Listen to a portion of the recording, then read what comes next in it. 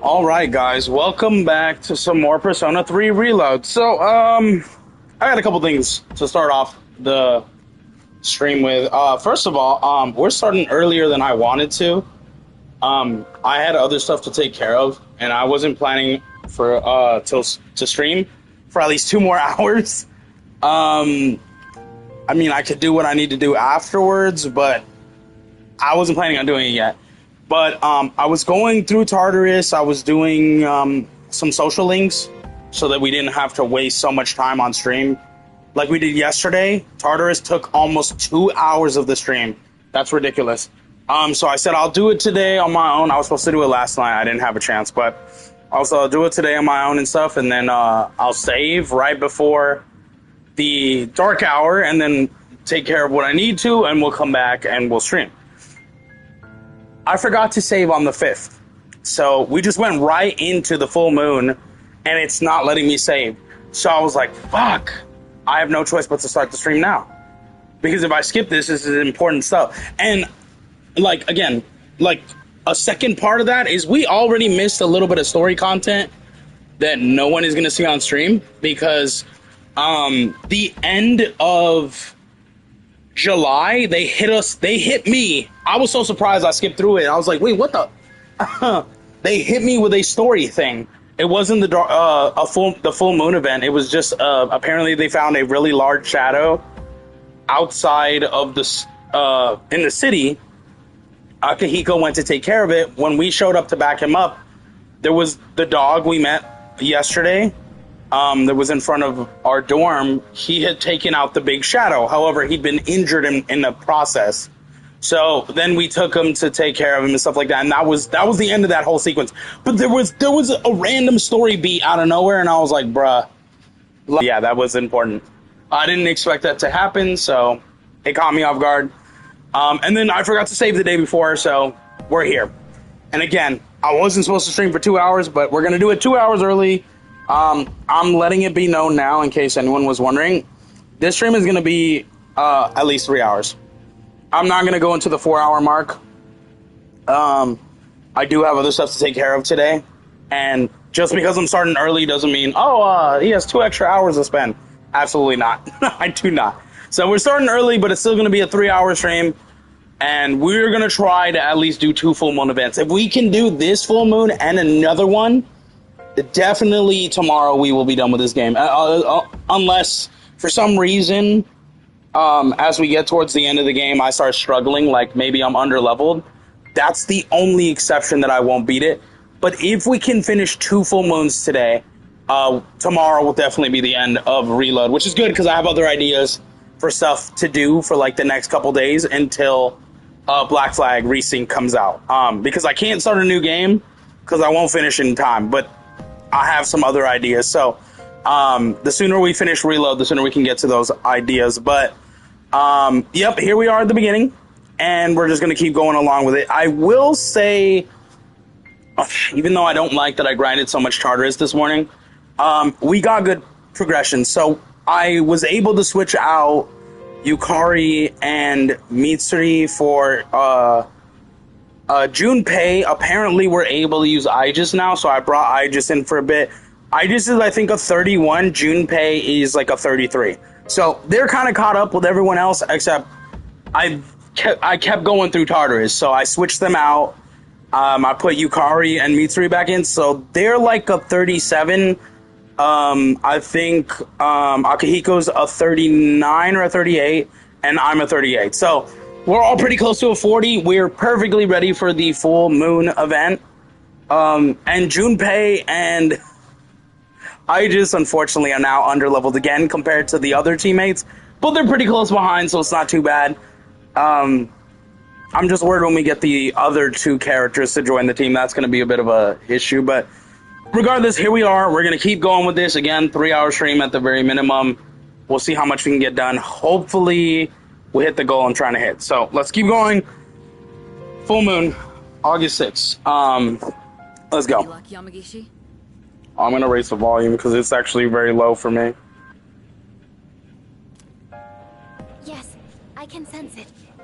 There's a shadow reading tonight. It is a Wednesday afternoon for me, but anyone who's watching, let me know how your day is going. Mine is going very slow to the point where I'm a little bored, but other than that, everything's okay. It's located by the deserted houses in the northern part of Iwatodai. But there's something strange. The reading is coming from underground. Almost 10 meters. That's really deep underground. Pause. Maybe it's in some kind of basement? According to the records for the Northern Harbor, there are no structures that match that criteria. However, there once was an underground facility used by the military. The military? Is that true? Well, the architectural and geographical data for the area was uploaded into her memory. How's it going, man? Simba fan, welcome back. Slow. It's going slow. This morning leading into my afternoon it's been very slow. Other than that, it's been okay. It's been alright, I guess. Not much more we can talk about. So I just looked it up. After this full moon event, the next one's not until the 5th, September 5th. So we're gonna have once again another month of just doing whatever to get prepared. I guess that's okay. The data is 10 years old. I beat and replayed both of Ethan's games of Resident Evil last 2 days. You mean 7 in Village? Those games are really quick to beat if you know what to do already. Like, if you played the game once and it's your second time and you already know what to do, they're quick to beat. Especially if you do it on the easiest difficulty. Shouldn't someone... I could finish each of those games in less than a couple hours. Like 7, I've beaten in 4 hours before. I think there's a trophy for beating in like, what, 6 hours or less? So, yeah, I've beaten it in 4 hours. It's really quick and easy. If you have that overpowered gun or infinite ammo or something, like, it's really easy to ignore everything and just do the story stuff. And if you know where every key item is and everything, again, just makes it even more easy. I guess just go underground. We won't know more until we actually get there. Old relics of war. It seems the situation is still unclear at this time. With that in mind, we'll wait until we arrive before we decide who should be deployed. Agreed. Understood. All right, let's go. Okay. So before we continue, I don't want to be mean, but I have to talk about this. I mentioned before that I don't really like Aegis's character that much. There are certain elements I like of her where, like, the first time we meet her, she's very mysterious. It's pretty cool. We learn a lot of stuff about her. That's cool. And then there are other moments like that. But other than that, the only thing I think she's good for is in combat. She's very strong in combat. However, using her again, because I told you I did use her a little bit in Tartarus, I'm realizing she's actually useless to have on the team. So even though she's really freaking strong, like her moves are strong, she has like 2 moves in particular that are completely useless if you have anyone else on your team. She has a bow move, so it's like gun damage, and Yukari uses gun damage, so and wind damage, and she uses melee damage, so I don't know character. Well, I think every character except for Mitsuri. Junbei has a couple moves like that. Makoto, the main character, has a couple moves like that. And literally electricity or whatever. And melee moves. So again, just because she does a lot of damage, why would you put her on the team and you've got the gun damage and wind? So you get wind and electricity by putting those 2, but with Aegis, you just get the gun and melee. You don't get wind or electricity.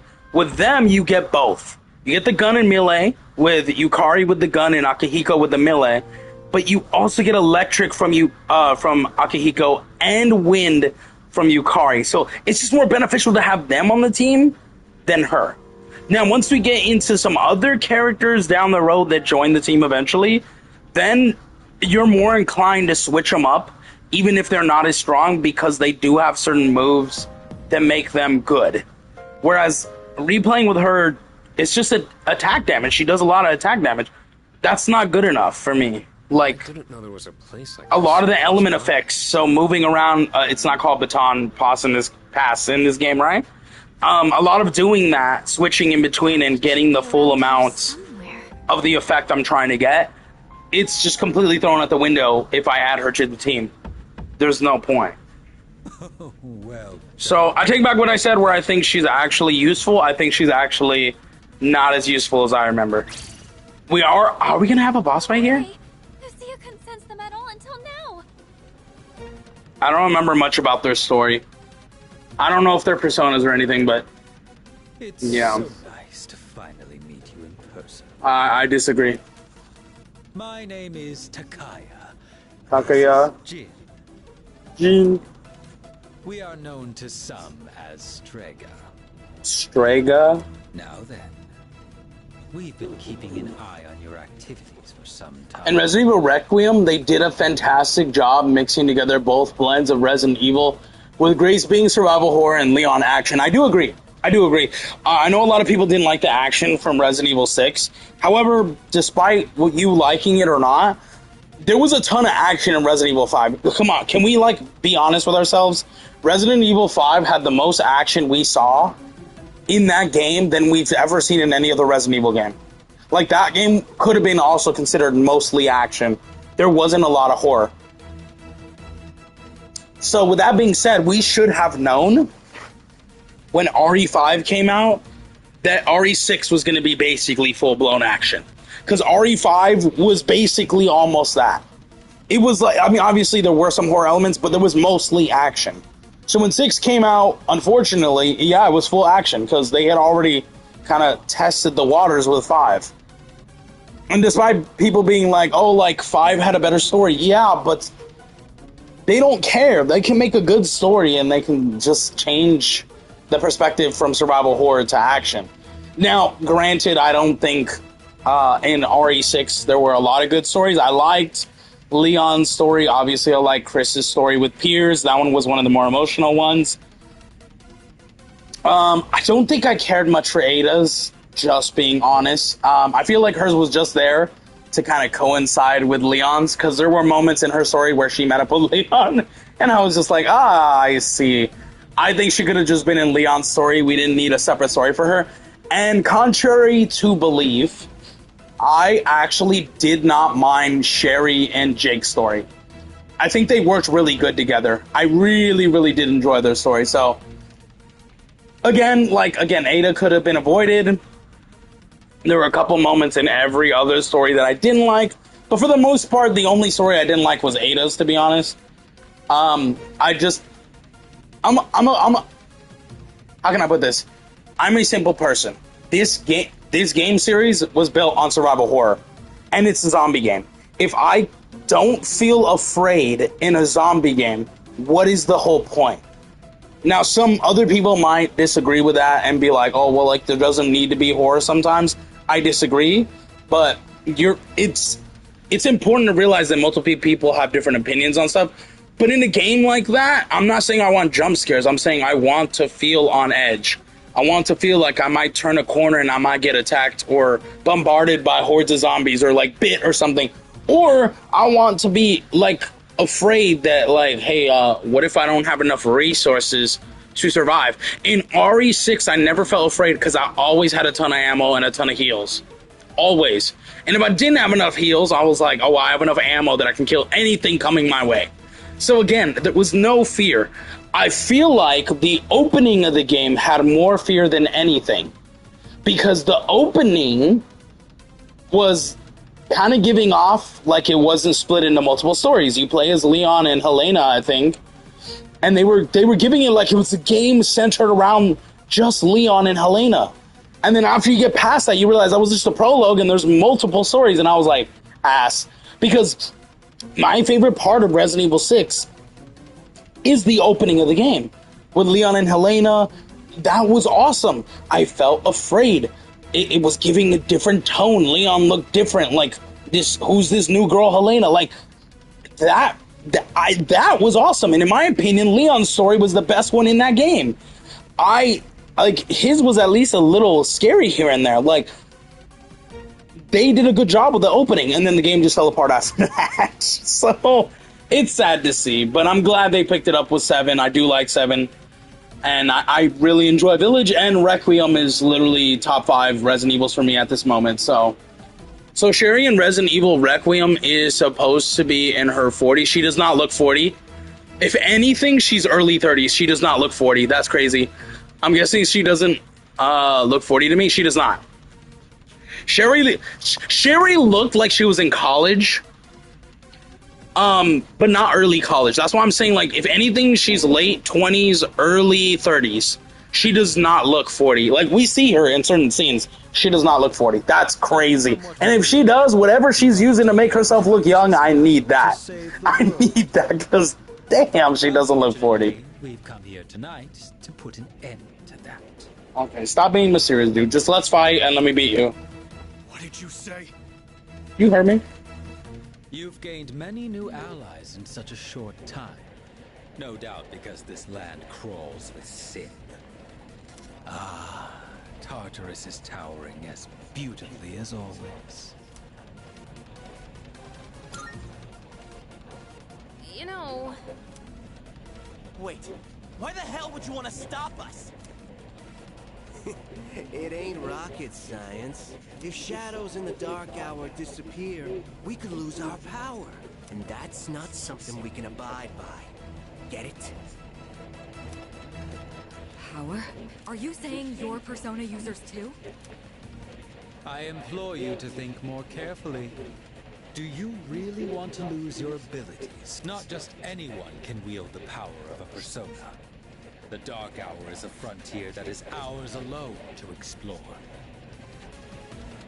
I really do like this story in this aspect, that instead of just fighting personas or like people that were good once that went down the wrong path and used their persona for bad, instead, right off the bat, we have 3 selfish people.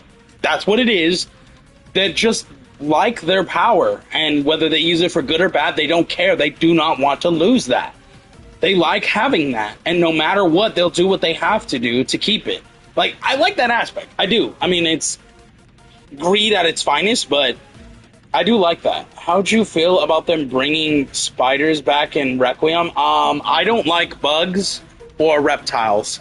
So cockroaches, spiders, flies, bees, wasps, lizards, snakes, iguanas, all those, I hate them. So if they're in a game and I got to deal with them, fuck that. Like, that's a reason why in is it Resident Evil 3 and 3 remake with those big lizard reptile things? I hate those. I hate them. The spiders in Requiem, especially that giant spider boss fight, fuck that. Like, I've gotten used to it because I already know what to do, but I still don't like it. It's like the first time I saw that guy in the cutscene with Leon, I was like, oh, hell no. Like, I no. Yeah. I don't like them in anything. I don't like them in real life. I don't like them in pictures. I don't like them in movies. It's kind of why I didn't... Weird sidetrack, but it's kind of why I didn't like Despicable Me 4 at all. Not only was it very uncomfortable because Gru, it kind of seemed like some of his lines were him trying to pick up little kids or hang out with little kids. And I get it. He's like a father. He has kids, so he likes interacting with children. But that's creepy, and I don't like that. And I don't like the interactions he had alone with certain kids in that movie. Creepy. I don't care if that was by intention. And, you know, the main bad guys being cockroaches and the main bad guy being like a king cockroach. Fuck that. Fuck that movie. That movie was the worst one yet. Okay. So weird sidetrack, but again, like, I just don't like bugs or reptiles. I'll never hold a snake. I'll never touch or pet like a lizard, iguana. My grandpa had like iguanas, 2 big iguanas in his living room when we would go visit him at his house in like a tank, and they would just chill in there with like a big piece of wood or whatever, and they were fun. One time they escaped though when we came over, and he was asking us to help him find it, and I went outside. I'm like, I'm not coming in this house until you find it and make sure it doesn't get out again. I just dropped my phone, god damn it. But yeah, I was like that, and he couldn't find it, and I cried. I'm not kidding. I was a young kid, but I cried and cried, and I begged until my mom took me home. I refused. What's wrong with lizards? They're creepy. I don't like the fact that they could literally swallow things whole, especially snakes. I'll never hold a snake. The scales they give me a chill on my back, like I should fear for my life. I don't like the way they feel. The texture is uncomfortable and unnerving. I don't like how they eat innocent. I don't care. Yes, it's a dead rat. Cool. And I don't like rats. Cool. But it's still an innocent animal that you're killing or buying dead to feed to another animal. Yes, it's the circle of life and all this shit. I don't care. I don't like that. I don't like that. I don't like it. It's not cool. And I've literally seen owners that have these type of pets kill innocent animals to feed them to their pets, and I cannot support that. So I just don't like the idea of all that stuff. Their scales are creepy. The fact that they can eat a lot of stuff in one bite, one gulp, but don't like it. The fact that I've seen snakes eat people, I don't like that. It's unnerving, it's uncomfortable, and I don't think these are animals we should have as pets. And you know, that's not just snakes, it's iguanas. I always liked Komodo dragons, but if I ever saw one in real life, I'm running the other way. It doesn't matter how tough I am, I just don't like, you know, all that, whether it's looks or the way their skin feels. I just don't like it. There was one time there was a lizard in my room. I don't know how it got in there. And I didn't know this because I was younger. I learned it afterwards, but I didn't know it initially. I grabbed it by its tail to throw it out my window because I don't want it in my room. And its tail fell off, and it still went out the window because by the time I moved it out the window, it fell out. It fell off. the tail, and it went out the window. And I was so scared and traumatized because I still had its tail in my hand, and I washed my hands for like weeks, and I still felt like it didn't get it out. It may be over dramatic, but I don't like reptiles and stuff. It was just uncomfortable to me. And bugs. Now this, you can call it privilege or whatever, but I've never been in my entire life until like recently, because I live in LA, and LA isn't the cleanest, right? Which makes me scared all the time. There are days where I walk in the street and I'll see a big cockroach run across and I scream like a little bitch. I'm not afraid to say that. I'm a tough guy, but I do not like bugs. So yes, I'm screaming like a bitch. Or I'll see a rat and I stop in my tracks. Fuck that. It is dirty, bro. It is dirty. I don't like it. But I've never in my entire life, except for like the most recent years when I moved out to LA, been in any dirty place. My houses are clean. If we've got an attic or a basement, they're goddamn clean enough to lick the floor. Whether that should be a thing or not, they are. I just don't like dirtiness. I'm not a clean phobe, but I just don't like dirtiness. Now, something like, for me, my room isn't like a mental hospital clean, if you know what that means. But it's not dirty. Everything is organized. To some people, having multiple things stacked in like a corner or something might be dirty, but it's stacked straight. It's organized. It's neat to me. And then, like, when I think dirty, I think crumbs on a floor or on a bed. I think trash all over the place. I think empty boxes. Like, I don't have that in my room, and I've never experienced that anywhere until, like, obviously recently coming to LA and being at other places. I've seen it, and I don't like it. Like, I gotta deal with it because I don't have another choice, but I don't like dirtiness. You know, I'm not a dirty person. I shower every day. I brush my teeth. I clean my bed. I clean the room. I clean my whole place, right? Every time I cook, I clean the stove and everything. And, you know, the toilet, everything. I just don't like dirtiness. And those, you know, bugs are literally the epitomation of dirtiness. I just don't like it. Every time I see a bug, I freeze and I get scared. I don't like it. I don't like it. I love Gary and Zootopia. That's an animated reptile. That's different, okay? I don't mind seeing... Well, bugs are different. I'll give an example. Imagine going into, I don't know, The Walking Dead and seeing a giant spider or a giant cockroach. That isn't a cartoon, so yes, that's going to scare me out. But I've seen the Bee Movie, which obviously they're bees, and I don't like bees. I've been stung by a bee and a wasp, each of them once in my neck, and luckily I was okay. I don't like them, okay? But the Bee Movie is one of my favorite movies. I like it. Okay, I'm not afraid of that, okay? I've seen Flushed Away, which are rats in a sewer. Sewers are disgusting. I'll never be in one. You'll never catch me in one. However, and I don't like rats. However, that movie was adorable. It was wholesome. I liked it, okay? They're animated. So animated movies don't get me because it's just a cartoon character to me. I don't like snails. I like Gary and SpongeBob. I like Gary and Zootopia too. I thought he was a really fun new character. But if you were to put that in, I don't know, live action with a real snake, that's where I would have a problem. Cartoon characters like this don't bother me. Except for Despicable Me.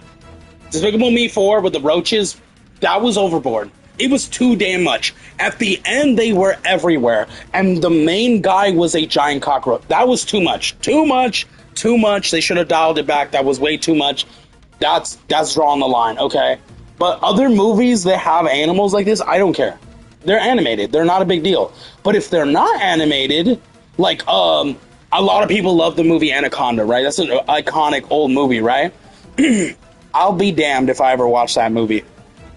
Nah, the giant snake, nope. There was a movie that came out, I think the beginning of this year, called Primate, where it's like a little like gorilla or ape that a certain amount of characters took in as like a family member to teach it sign language and, you know, kind of like a comfort animal, right? That animal, the whole premise of that movie is that animal, something happens to it. I think I read up about it. I think it got rabies. It was bit by something. It got rabies. And it started killing the family members. No, thank you. Not for me. Because I look at those animals as innocent.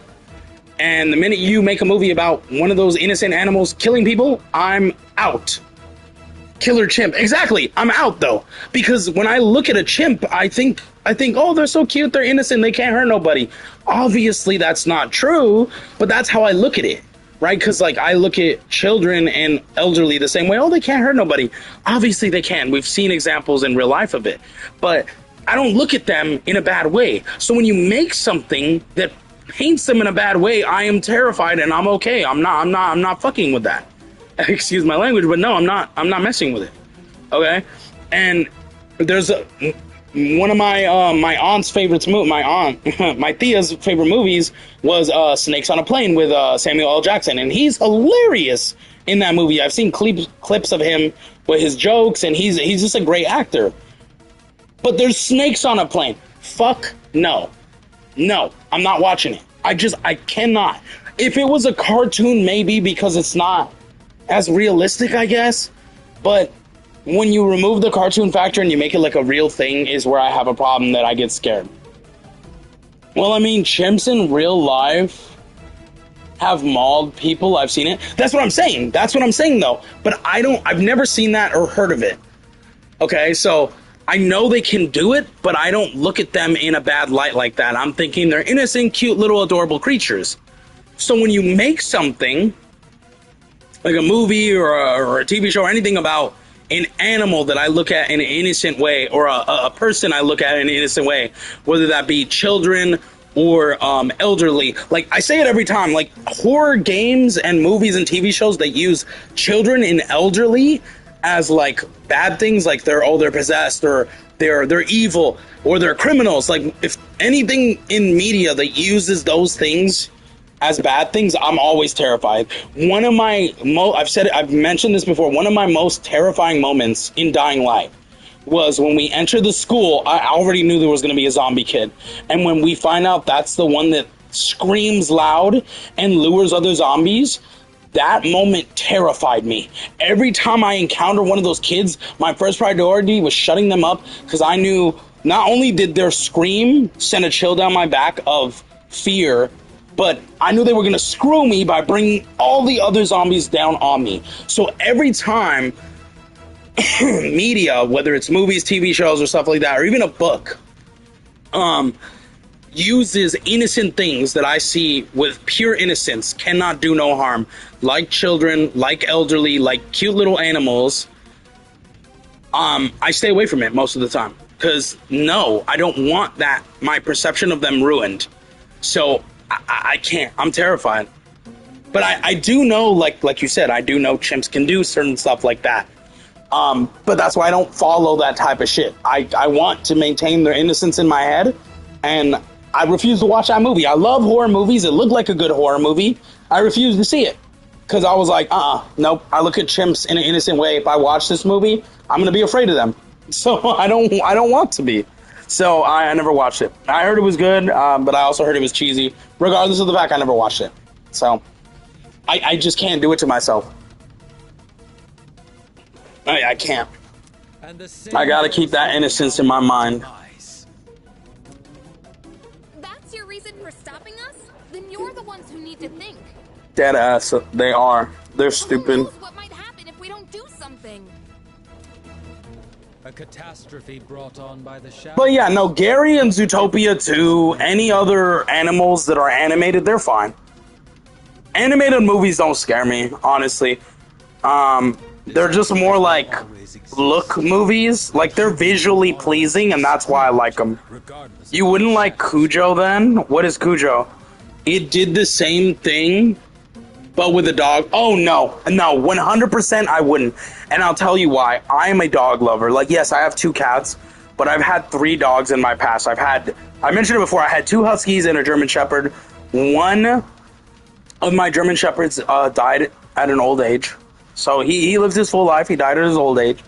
My first Husky he got too old. Well, he didn't get too old, but like, I used to visit my cousins a lot when I was a little bit younger. And eventually, I think like 5 or 6 years ago, they moved away. They moved to Texas. They used to live in Fontana, where I live in California. And he got very close with them. So before they left, I took him over to them. because I was really busy around this time with school and stuff and hanging with my friends that I felt like I wasn't giving him enough attention. So I went over to my cousins with him one weekend and I told them, like, hey, you should keep him. You know, you love him every time I bring him over. He loves hanging out with you. If you guys move and, you know, I stay as busy as I am hanging with my friends and worrying about school and other stuff, I'm not going to be giving him the attention he needs. You should take him. They retired. They quit their jobs. They made more than enough money. They had 2 kids in the military and stuff. They retired. They had enough money. They bought their dream house and everything like that. So they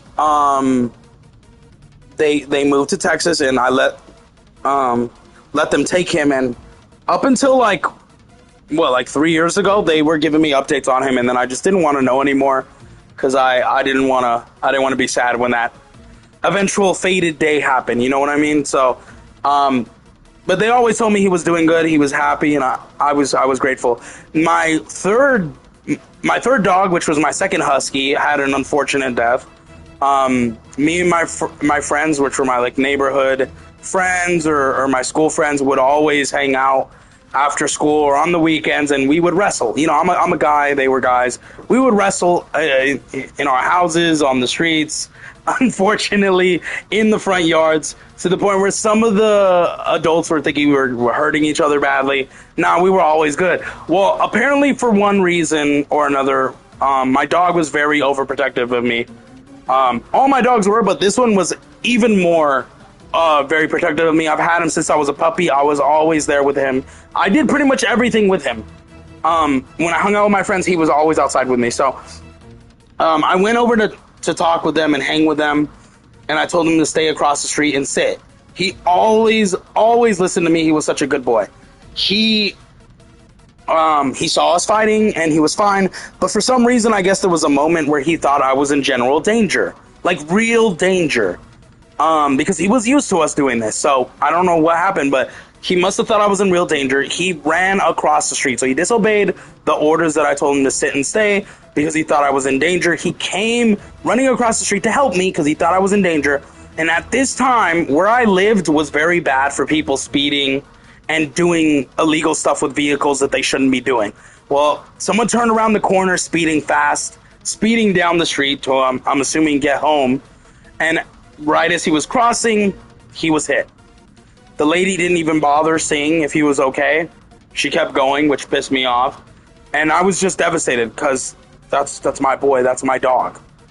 And I realized he was worried about me, that's why he came.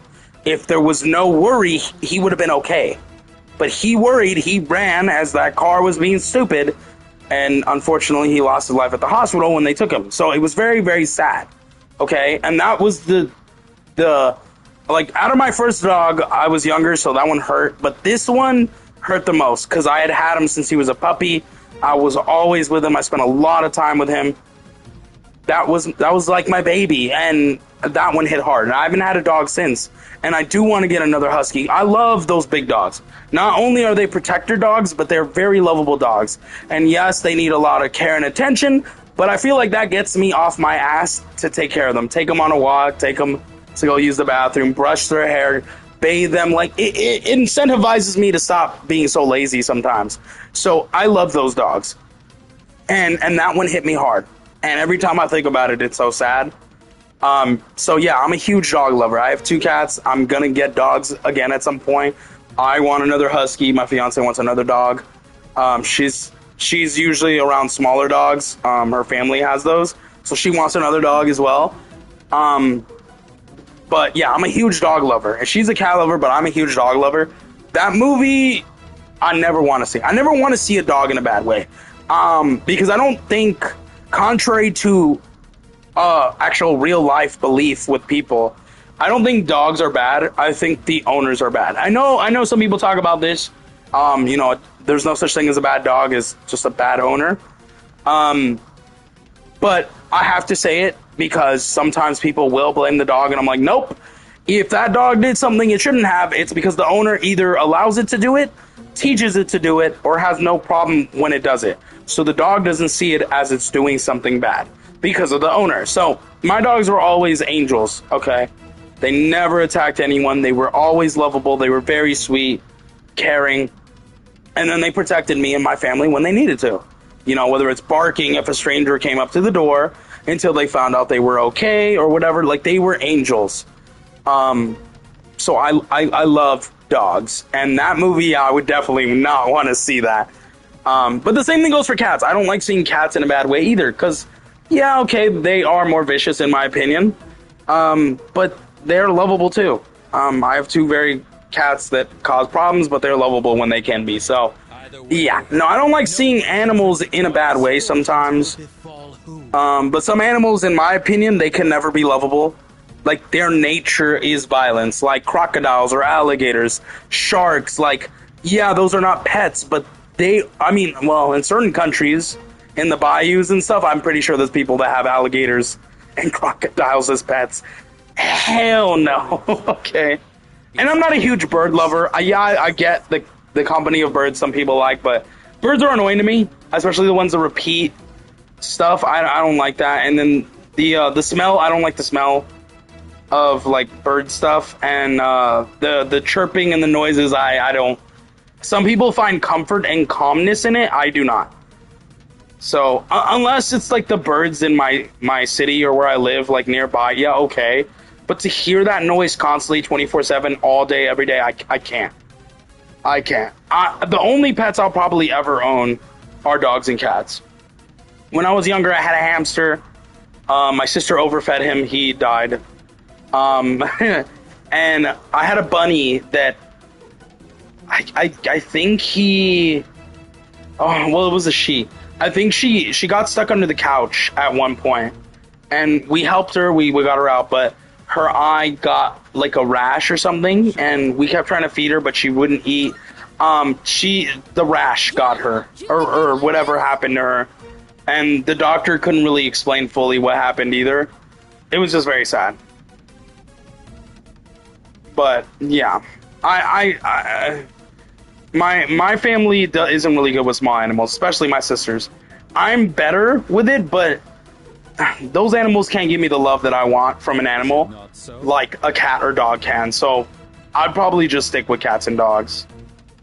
The dogs for when I want constant love, and the cats for when I want to mess with, but also give them love and care. So yeah, I'm a huge dog lover. So that movie, yeah, I probably would never watch that.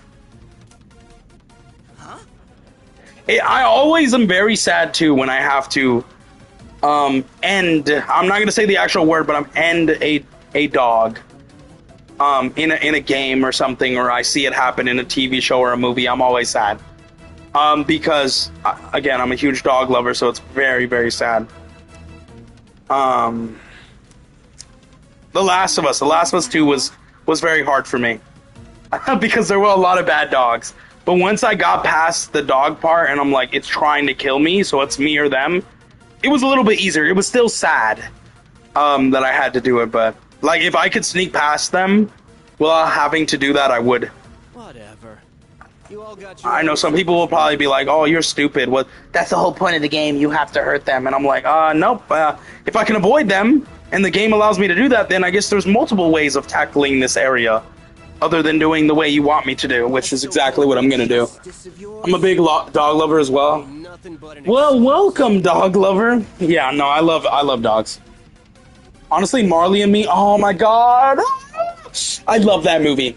Yes. I love golden retrievers too, but I don't think I'd ever own one, but I do love them. I have friends that have golden retrievers, and they are adorable.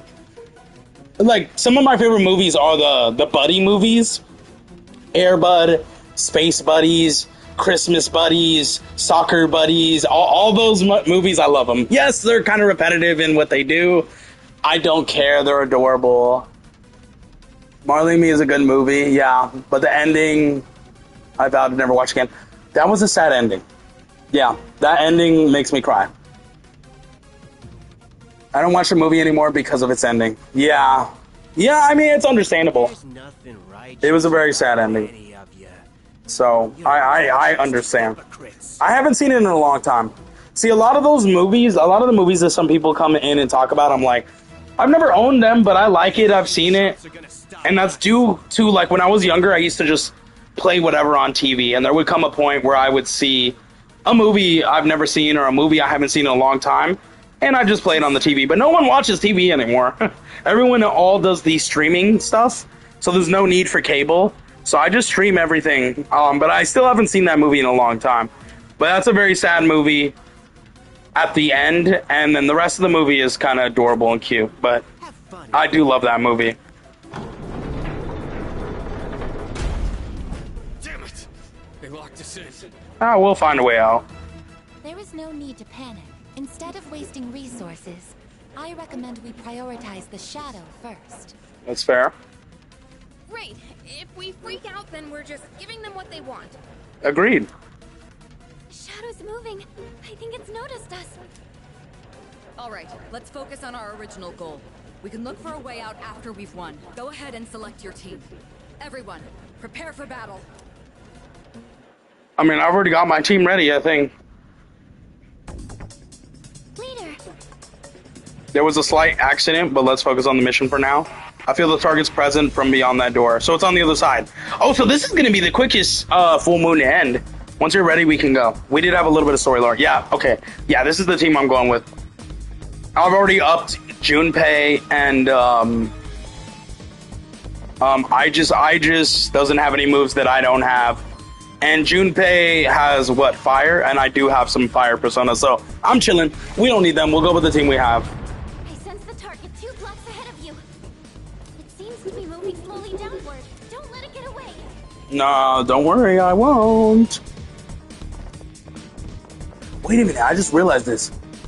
My guy, you have a Jack Frost and a Jack-o'-lantern as your melee weapons? That is crazy. Sometimes I really just do not pay attention to that type of stuff in games. Like, I just equip it and I never really fully look at it. Seeing this for the first time is crazy. Oh, I remember this fight. This fight is easy, but it is somewhat annoying. I remember this shadow fight. This one is easy, but it is annoying. Armory during the war. These tracks on the ground seem to be made recently. I wonder. Yeah.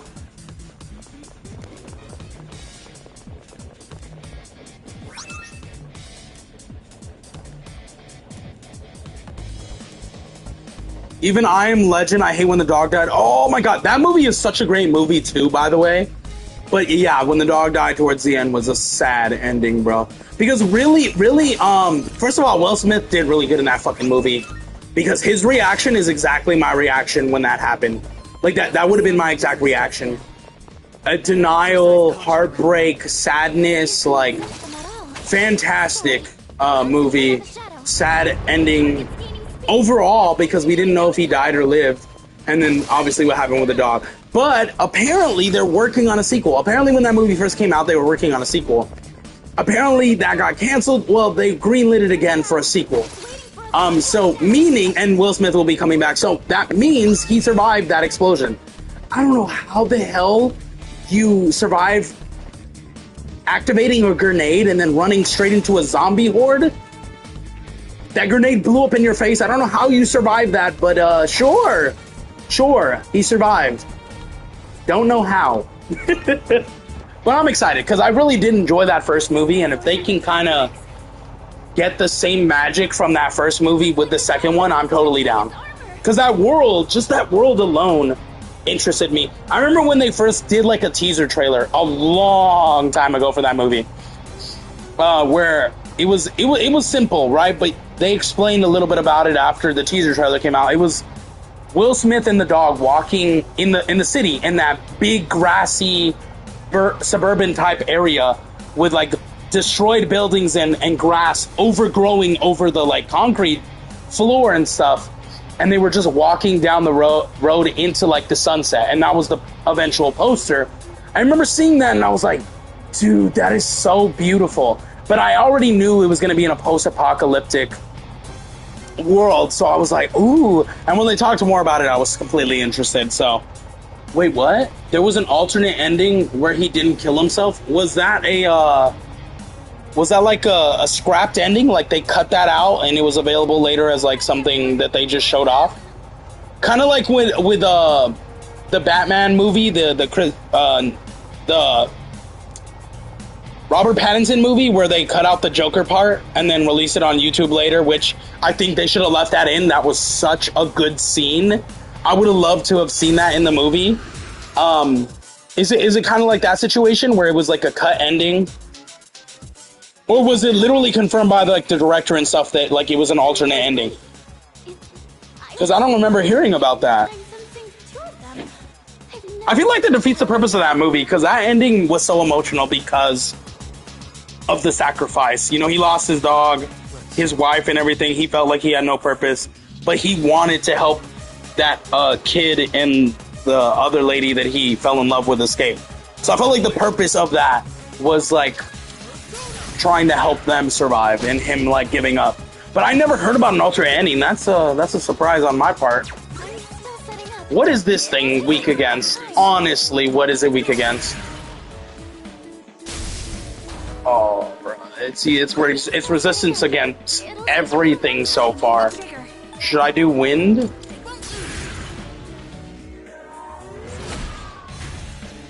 It's resistance against everything.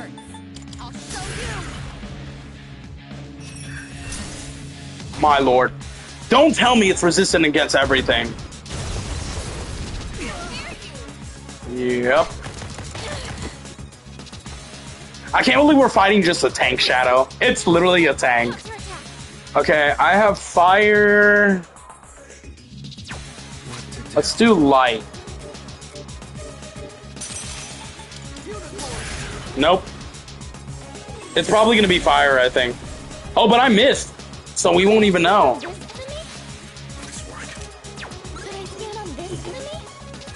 I don't know what to do. Anything I do, it's resistant against. I'll just use this. You better watch it. Yeah, I did win with her, but I wasn't able to do this. How'd you honestly feel about going back to Raccoon City and Requiem? Nostalgic. I know a lot of people don't like nostalgic type stuff because they're like, oh, it's just nostalgia bait. That's the only reason why they're making it. First of all, I solely disagree when it comes to Resident Evil Requiem with it being only nostalgia bait. I think the story and even Raccoon City, because unfortunately Raccoon City wasn't a huge part of the game. We didn't go there until towards the end. And even then, it felt like it just ended too quickly. So I don't think it was nostalgia bait. I think it was actually used perfectly in the game. And I personally didn't mind it. I really loved it. It felt like I was coming home, you know. There was so many games with Raccoon City in it, so it felt nice coming back to it.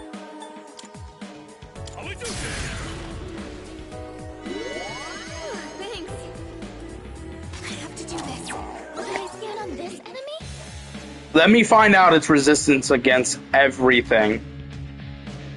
You know what? Scan the enemy. See, so this is what Oh my god, it is literally resistant against everything. That is insane. Okay, we're gonna have to use Theurgies on this thing. That's what we're gonna have to do. That's the only way. It's resistant against everything. So we're gonna have to like blow it out of the water with just nothing but OP moves until it eventually dies. Because again, it's resistant against everything. I just realized it has like a smile on the top of the tank. That's crazy. I don't really have a strong move other than bash. Wait, what is this?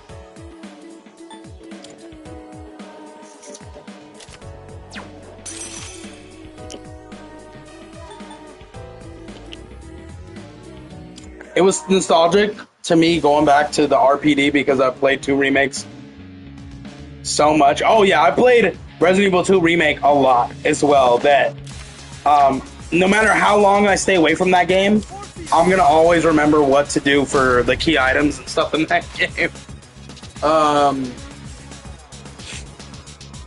I mean, even 3 Remake was in a different part of Raccoon City. It was like, I think it was like Claire's side of the story, because Claire got into like the back areas of Raccoon City, and so did Jill in her game, and even hers like expanded on like Raccoon City. And then obviously, I mean, like it or not, Operation Raccoon City, that was a bad game. But even that one explored Raccoon City a bit. And then Hunk's side of the story was not really expanded. It was just a sewer section leading to the top of RPD and escaping in the fourth Survivor. But there was so many Raccoon City games. And even if they didn't take place in Raccoon City, they talked about Raccoon City a lot. So Raccoon City's all over the Resident Evil name. So it was just nice going back to there. Like, the RPD was probably the smallest area of Raccoon City we got to explore, which was kind of sad and crazy. But the one moment for me out of the game that really got me, where I was like, oh man, this feels nice, was when we had to get off the motorcycle when we ran out of gas. And you know, Leon has that path, like the beginning of 2 Remake, where the explosion happens and he's walking up to the RPD, or running up, right? That scene in Requiem where we're running up, the same part where there was a zombie, they got up on our left and right. There was graffiti. We're going to the left, we're going to the right, we're going straight up all those stairs. We see the RPD right there. That felt like I had been here before. It just felt nice. I love that. Him opening the doors exactly like he did in 2 Remake, the gates, pushing them side to side with both hands. And the same thing with the front doors of the RPD. It just felt so nice. That game was so beautiful. I love the homage they did with it to the original games before. Not just for Leon's character, but for like just Raccoon City as a whole. I think it was just beautiful.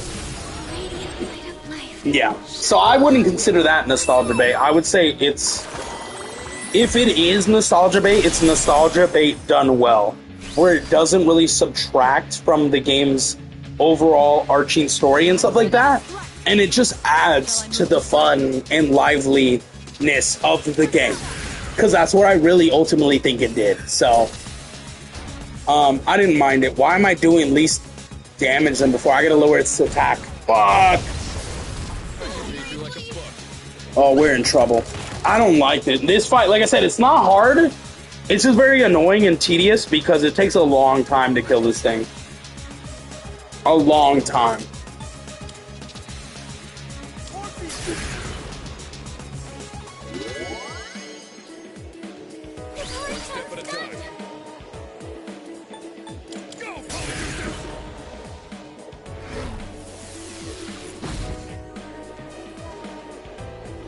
You've done it. What's the plan here?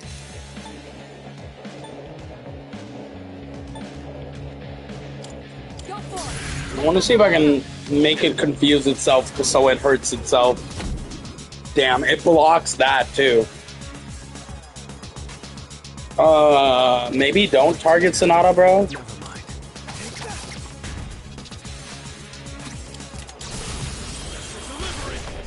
Also, Requiem, it did canonize the remakes, if you think about it. It did, actually. It really did. And I like that, too. I mean, look, despite what anyone thinks, you know, I know a lot of people didn't like, particularly Resident Evil 3 Remake.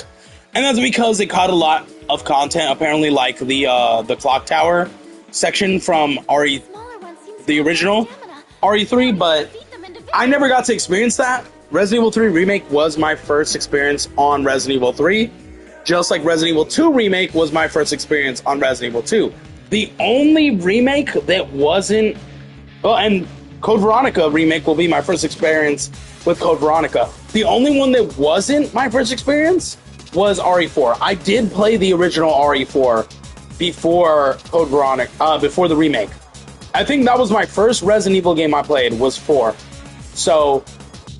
yeah, that was the only one. So, I love 2 Remake. I know some people are like, oh, the original's better. I I'm gonna disagree because I've seen gameplay and stuff of the original 2, and it's personally not a game I would play. But I hands down would play the remake in a heartbeat. And the same thing goes for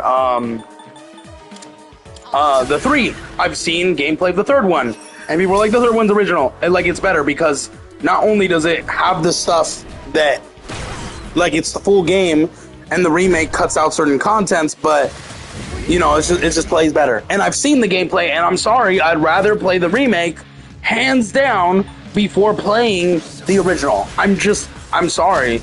Even Resident Evil 4, which I really, really love, I'd rather play the remake than play the original.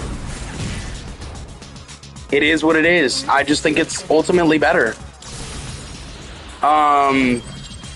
Now, I'm trying to think what else. I really hope this kills. I forgot it has this separating moment.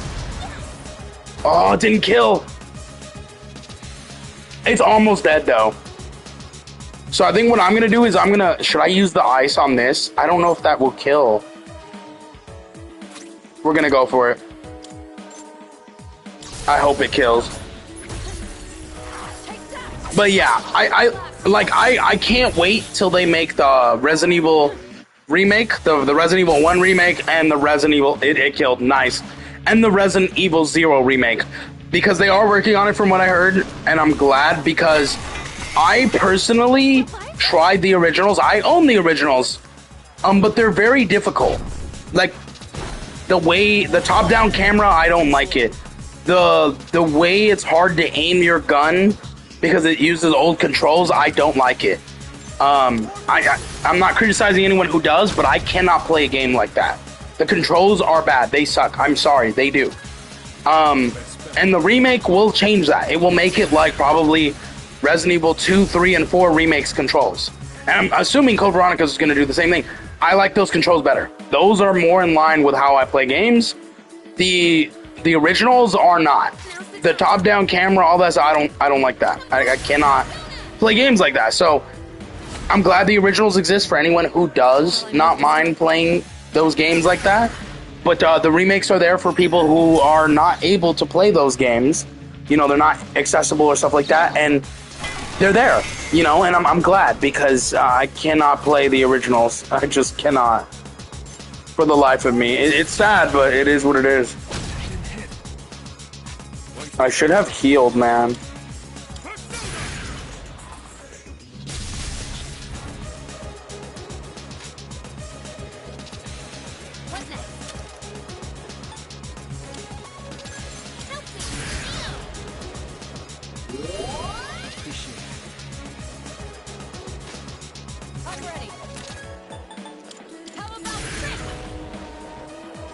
I gotta kill them kind of close to each other, because if not, one of them is gonna restore. And now they're uniting, so when I have a Theurgy, I have to use it again to separate them.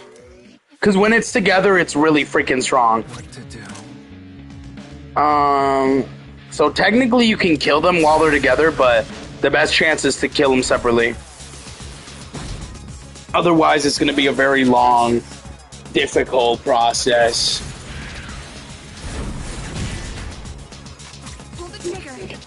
Separately, they actually take decent damage. Together, they're resistant against everything. I'm the same way. My experience with 2 and 3 and 4 were the remakes. Yeah. Well, with 4, like I said, with me personally, 4 was, I played the original, and I didn't mind the original. But I think the remake is better. I'm sorry, hot take maybe, but I would play the remakes before I would play the original. Especially with 2 and 3, because, again, gameplay of 2 and 3, the top-down camera, I don't like games like that. It was a product of its time. A lot of old games were made like that, which is fine. But that type of camera angle is not good for me. I don't like it personally. And then the way the game worked, where it was really hard to aim when shooting and killing enemies, again, some people don't mind that, but for me, I cannot. So the remake combat is better for me. It's easier. I get a more enjoyable experience out of it. I prefer it that way. So it's no diss against the original. I just can't play games like that. So I prefer the remake treatment over the original due to that, like, example. So again, that's why both exist, for both sides of the fan base that like it their particular way. Oh yeah, we're about to kill this guy. I'm gonna use, yep, let's go.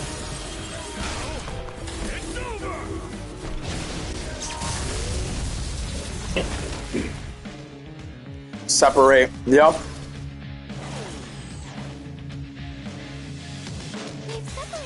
Let's finish him.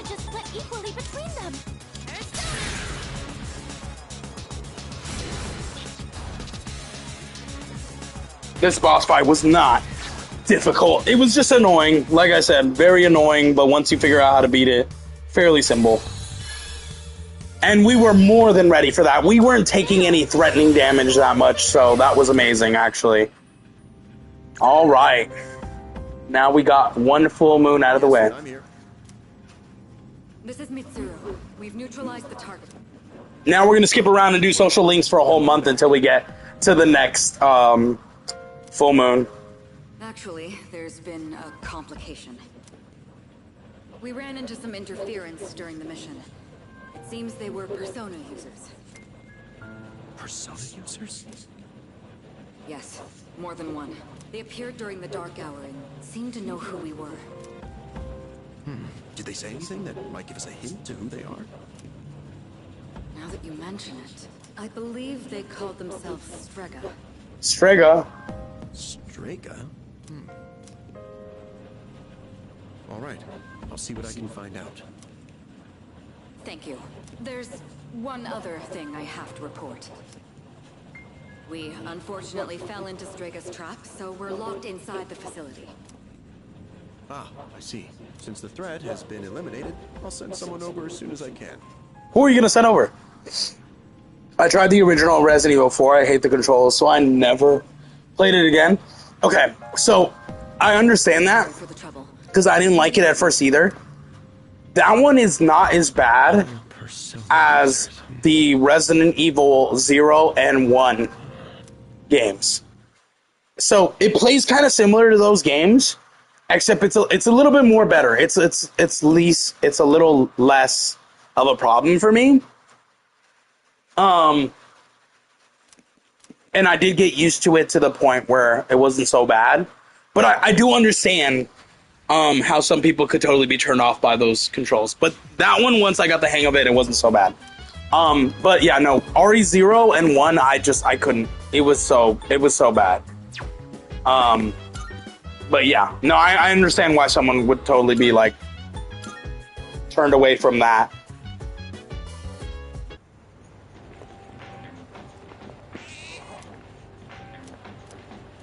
Dude, I have given this cat... Okay, so, for anyone wondering, like I said, I did a lot of side content in between, so we didn't really have to focus on too much side BS for stream. I fed this cat 3 things of food, and it still doesn't want to give me that key item I'm looking for, I want to call her Lavenza, but that's not her name. The Velvet Room lady, I forgot her name. I'm gonna buy 2 more. That better be enough, because, dude, what the hell?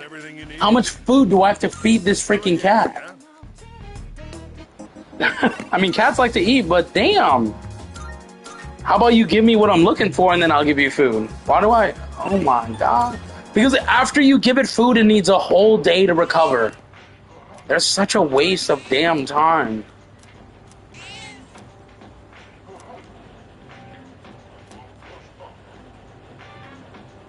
Okay, I think it'll be okay without me having to feed it anymore. Cool. Good. Because I wasn't buying anymore. Alright, now that full moon's done, like I said, we got a whole month until September 5th, until the next full moon. And then, depending on when we finish that full moon, we'll see if we keep going a little bit or we'll see if we stop. But I think that is where we'll stop. And that's a good time to stop because we'll be deep in the story. Every time my game upsets me, my dog checks on me. Oh, that's sweet. My dog used to do that too. Like, he would see me getting frustrated or angry, and it was like he would signal me, like, hey, I gotta use the bathroom. And he did, but it's like he knew that I needed that break away from whatever was pissing me off, whether it's a book, a movie, a TV show, a game. And that was his way of saying, hey, let's go take a breather. So, y'all, that's adorable. I love that. Dogs are great creatures, man. They're great family members and pets. I love that. Oh, also, I was able to rank up our academics to a 5 on my own. So, if we can get academics to a 6, we can start romancing Mitsuri. But I'm not going to.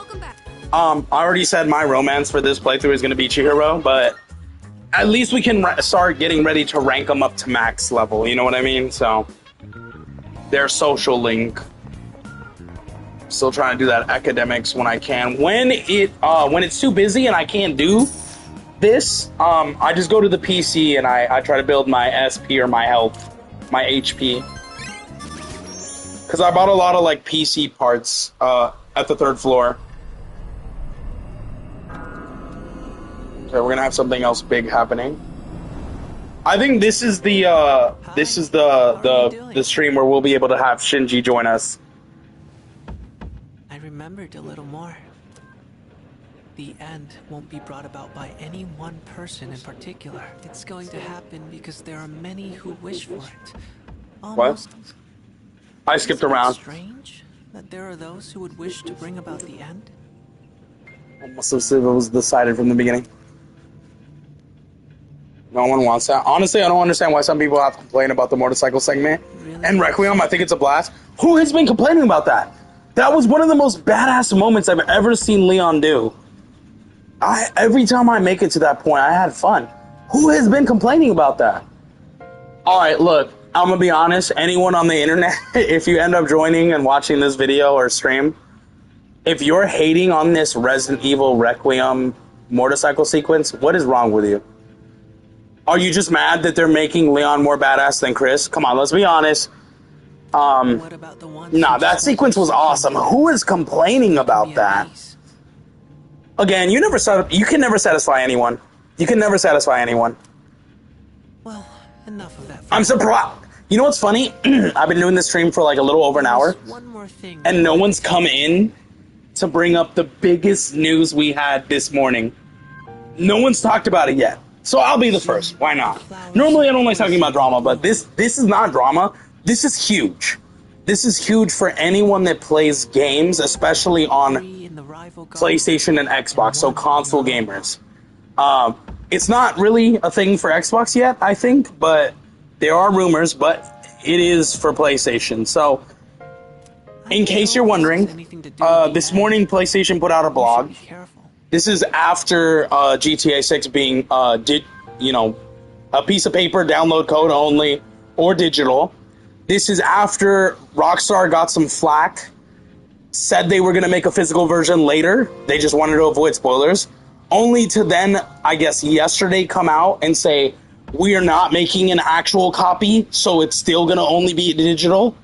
This is after PlayStation just shut down and removed from people's libraries who bought it over 500 movies or TV shows that they purchased back when they could purchase them for their digital library, and they're not offering refunds. And this is and today they screwed us even more.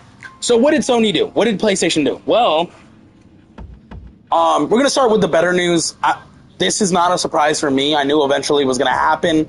But for anyone still playing on PS3 or the PS Vita, I have both, but I do not buy digital games. From the digital stores, I just buy the physical games. But for anyone who still would like to buy digital games for the PS3 or the PS Vita, Sony is shutting down the online store for it now. So you can no longer play games online for the PS3 or the Vita, and you will no longer be able to go to the PlayStation store on either console to buy any more digital games. If you want them, they will be physical, which means anyone who owns a physical copy of those stores or people selling it, the value for those physical versions are going to go up in price, which is bullshit. Okay, I'm sorry. I've already been vocal about it. So you guys know I'm a huge supporter of physical media. All my books are physical. I like the new smell of a book. I like having the actual thing in my hand. All my games, for the most part, well, they're like 50-50, but majority of my games are disc. I prefer the hard copy. And literally 90% of my movies are physical. Whether it's movies or TV shows. I am a huge believer in physical media. So them taking away those movies, not offering refunds, them shutting down the PS3 and PS Vita stores, the physical copies are going to go up in price, and you can no longer play online, which is horrible. Then again, I don't really know how many people in 2026 are playing the PS Vita or the PS3 online. I'm sure there's people that mod and stuff like that, and they still play it, but I don't think they're playing it online with people. That would be crazy. But there might be some people. And if you thought that was bad, it gets worse. In the same morning that they announced that the PS3 stores in online, as well as the Vita store and online, are going offline, and they're shutting down. They also said, starting January of 2028, they will no longer be making any physical copies of games. Every game, no matter what company it's coming from, starting January 2028, will be digital only. The console, I'm assuming this means the PlayStation 6 is getting delayed till at least 2028, and it will be a digital only console. They will no longer be selling physical copies for PlayStation games. And if you want a physical copy in store, it's going to be like the GTA 6 thing. It's a case with a paper code inside. It's digital all around. That's what they want. Now, again, I'm a huge physical media person, so this pissed me off, and I hated this. Because there are certain series that aren't complete out there, like Kingdom Hearts. Like, I think Kingdom Hearts 4 will still be a physical copy, but what about any Kingdom Hearts game after that? I'm going to have you're telling me I'm going to have all the Kingdom Hearts games up to Kingdom Hearts 4 on disc, and the rest are going to be digital? You can't do that to me. You have to let me complete my collection. What the hell? You know, and stuff like that. Like, I have all the Borderlands games on disc. You're telling me now any, like, Borderlands 5 and any game after that are going to be digital? I'm not going to be able to complete my physical library? I don't like that. I don't like that. What I think, and these are the hopes people have, some of them are more believable than others. People believe two things. When the PlayStation 6 comes out, it's going to be a digital-only console. However, what people hope is Sony makes a disc drive for it. Of course, it's going to be priced through the roof. I'm expecting at least $50 to $70 for this disc drive, which is crazy. But I'll pay it if it has what people are hoping they do. As an homage to PlayStation games and PlayStation consumers that play only on PlayStation, out of respect, Sony doesn't have respect, let's be honest, but out of respect for them supporting PlayStation so long, PlayStation is going to make a disc drive, and the disc drive is not only going to be able to play PS5 and PS4 games, but PS3, PS2, and PS1. I hope Not only do I hope they make a disc drive so I can play my PS4 and PS5 games, because now that I know they're going digital only, I'm not selling my PS5. Usually, sometimes I'll trade. Welcome back, God's Not Dead. We're talking about some sad news. But not only do I usually trade in my previous console generation for the new one sometimes, and then later on I'll buy the PS5 or whatever generation before, just so I still have it as a part of my collection. For any of you who don't know, I have one of every console that has ever existed. Yes, including Pong, Atari, Sega Genesis. I'm a huge gamer, okay? So I have a couple of games for each one of them, but I have, like, you know, all the consoles. So there is never a point where I trade in my PS5 and never buy another PS5 back. But now that I know they're going in this all digital route and there's not going to be any physical games anymore, I'm keeping my PS5. I'm not trading it in. I'll pay the full price of the PS6, whatever it is, and I'm keeping my PS5 so I can keep my physical games. But if the PS6 comes out and they make a disc drive, I don't care how much it costs, I'll buy it, as long as it lets me play my PS5 and PS4 games. However, if they were to surprise us and say, because you guys have supported us for so long and now we're moving over to digital only, we're gonna let you play PS3, PS2, and PS1 games if you own the disc. Can't buy them digital, but if you own the disc, you pop the disc in, you're good.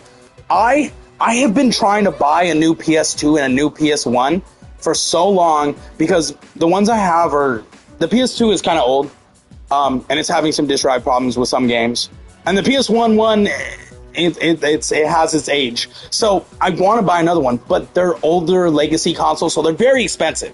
They're very expensive. So I've kind of stepped away from picking up any more PS2 or PS1 games because I might have problems playing it. But if they do this with the PS6 and the disc drive, I'm going to go back and I'm going to start filling up my PS1, PS2 library for games that were so iconic and amazing and I want to replay. And then I could play it on the disc drive. If they do that. I don't think they will. I think that is a big reach. And if they do that, at that point, the disc drive is going to be $100. But I'll do it. I'll do it. If I can play all PlayStation 1 through PS5 games on there, I'll do it. I will do it. 100%. I don't care how much it costs. Wasn't expecting this either, but even if they just make a disc drive and you can play your PS4 and PS5, I'm still fine with that. I don't like this digital only thing at all. And again, this just came out of GTA doing the code in the box and then later saying they're making a disc. They're just trying to avoid spoilers. Only then to yesterday say, no, we're not making a disc. We're committed to digital only. So that screwed people who are like, oh yeah, we'll just pick it up later because we'll have a disc. No, they literally, again, yesterday said they're not making a disc. So that's like a little middle finger to us. And then on top of that, Sony removing 500 plus movies and TV shows without a refund to people, just because, which is not good news. So yeah, we're taking that movie back you bought, but we're not refunding you. Oh yeah, fuck you. Like literally. And then again, like I said, this morning, they hit us with a double fuck you. PlayStation 3 and PS Vita stores, the online stores, you can no longer access them. And so, which means you can't buy any digital games on those consoles anymore. And if you still, for any couple people that do play online on those games, that will no longer be possible. And then the nail in the coffin is them saying, starting January of 2028, they are no longer making physical games for PlayStation. It will be digital only. All of those put together is just the ultimate disrespect to people who have been supporting them for so long. Not just Rockstar, but PlayStation. Like, anyone who out there that plays on a PlayStation, y'all should take notice on this. This is not good. Like, it's so bad that I already know what I'm doing. If Xbox comes out, whether it's their new console or whatever, and they're still making disc games, any big game I want to have in my collection, it's not going to match because some of my games are PlayStation and some of them are Xbox, but let's say they make a new Resident Evil game. Obviously, PlayStation ain't making physical games no more. They're going to be digital only. So, the next Resident Evil game, since I have a lot of them on disc, I'm gonna be picking up on Xbox, and unfortunately, I guess I'm streaming on Xbox because I will be damned if I don't have the physical copy. As long as Xbox still makes physical copies, that is. If Xbox goes the all digital way too, then fuck it, I'm staying with PlayStation because I like PlayStation more. But if Xbox stays with physical, I'm gonna be buying a lot more of my games on Xbox, and I'm telling you right now, I don't really buy games on Xbox that much anymore. I only buy games on Xbox when, one, I enjoyed the game on PlayStation so much that I bought it on Switch, Steam, and then I bought it on Xbox, or you know, it's an Xbox exclusive game like Halo, Gears of War, Forza. That's the only games I buy on Xbox. I don't buy anything else on them anymore. But if Sony is stopping making physical games and they're just going all digital, and Xbox is still making physical copy games, I'm going to buy a lot more games on Xbox. Because I'm a physical media lover. I like having the game in hand. Digital could be potentially a bad thing, Well, it's too late. They already said they're going all digital. Starting January 2028, any game coming out on PlayStation will only be digital. They're not making physical copies. It doesn't matter if the company wants to make it, they're not accepting it. Honestly, because of that news, I'm not buying a PS6. I'm sticking with my PS5. You know what's funny? Here's the funny thing about this. I understand the sentiment. I really, really do. And normally I would agree, yes. Because I see a lot of people over the internet, and literally it's blown up today. So many people are talking about it, but a lot of people are like, yeah, that's where I stopped gaming. I'm gonna be honest, if you've been gaming for a long time, you're not stopping gaming. You'll probably move to another console or stuff, but I don't believe people when I hear that. Just like like there's people out there saying like, if movies stop being physical and buying digital, like only do digital, I'm never buying a movie again. I don't believe that. I'm sorry, I could be wrong, but I do not believe that. I believe if you are a huge lover of games, no matter what, you're still gonna buy it. You're not gonna be happy, but you're gonna buy it, because who in their right mind who loves games would want to miss out on all these other games, especially in, like, if you have a series you love so much and they're still making games, you're telling me you're gonna stop playing the newer games just because they're only making digital now? I know in my case, I hate digital stuff, right? I don't like this digital era. I love physical things. But I will be damned if I quit gaming completely and don't experience these new games that I'm excited for just because they're not physical. I'm not going to do that. I'm not. I cannot. Yeah, FOMO is a thing, but I cannot miss out on these series and games that I'm excited for just because they're not physical. I just can't, so I'm not going to. And I think people are angry, yes, valid, right? But I really don't believe at least 80% of the people, because there will be people that, yes, will 100% do that, because I've seen it. But I don't believe 80% of the people that are saying, I'm not buying a PlayStation 6. Now, if you're saying I'm not buying it immediately, I do believe that. Or they're like, I'm not going to be playing, I'm not going to game anymore because of that. I have a huge backlog for 12 years. I have a 12-year backlog. I'll just play those games. Starting in 2028, any new game that comes out, I'll never buy. I don't believe that. I don't believe that. Like, for those big people that love, like, those big series, like Borderlands, stuff like that, you're telling me if they make a new Borderlands, or they make a new, you know, Persona, or they make a new God of War, or any of those big games you like, and it's exclusive to the PS6, or maybe it's not, but it's digital only, you're telling me you're not buying it? I do not believe that. I really don't. Unless you're a person that buys a game here and there, and you don't buy every game, even if you're excited for it, you can wait 3 years for it. Even if you wait 3 years for it, you're still picking it up. I just don't believe people will stop completely. I just don't. I'm not going to buy a PS6 immediately. Okay, see, now that is what I believe. Because that means eventually you'll still buy it, you're just not going to buy it immediately. Now, that is believable. But there's people out there that are saying, I'm never buying it, or I'm quitting gaming. And I'm like, you're lying. Like, I get it. You're mad, and this is your reaction. Fine. That's fine. But to lie to everyone out there, including yourself, saying you're never playing any new game past 2028 anymore, especially the people that are out there that are like, I'm 57 years old. I've seen some comments like this, so that's why I'm bringing it up. Oddly specific, but they're like, I'm 57 years old. I've been gaming since I was 10. This is where I stop. I'm like, you're lying. No, you're not. If you've been gaming that long, through all the good and the bad, you're still going to keep doing it. There's no way you're stopping. Because the minute they release a game you love, you're going to go buy it. Whether you say it to the internet or not, you're going to do it. Like, you're lying to yourself, and you're lying to, like, the masses just because you're mad. And that's fine. You could be mad. You could not like the decision they're making. But do not lie and say you're going to stop. You're not going to stop. Let's be honest. I think a lot more people that are mad right now that are saying this are just not going to get the PS6 immediately, which is fine. You don't have to get it immediately. But don't lie and say you won't get it at some point, because you know you are. You know you are. We're all gamers at the end of the day. We still love gaming. We still want to play. Yeah, we don't like certain decisions and stuff that go on. Like, especially some people with GTA 6. Biggest game ever, right? People are saying it's $80 or $100. I'm not buying it. I'm never buying it. You're lying. You're lying. You're lying. You're lying. That is the most funniest thing. You're buying it. Maybe you won't buy it immediately. You know, maybe you'll wait for a sale, but you're gonna buy it. You're not just never gonna buy it. Because watch it come out and everyone is saying this is the best freaking GTA game.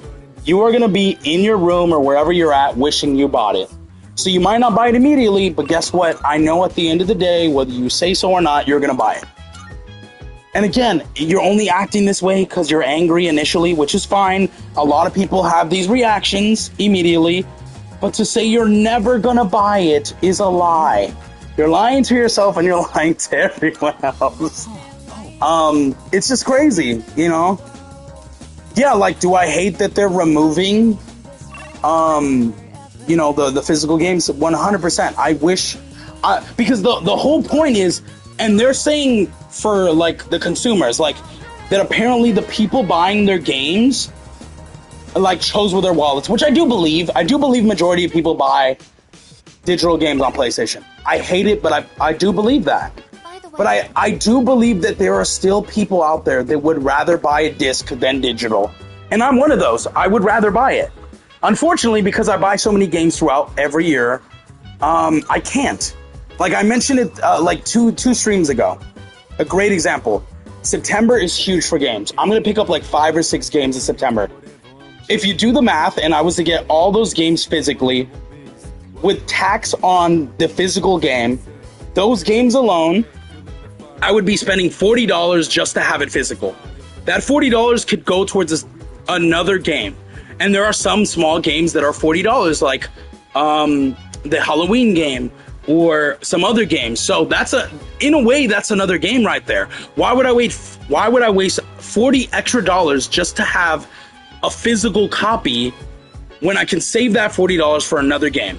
And this has nothing to do with like, oh, you're broke, so you're trying to save money. No. I could be a billionaire, and I'm still going to do this. I always go for the more bang for my buck. If I could save $40 and still get what I want, I'm going to save $40. It doesn't matter if I have the money to spend.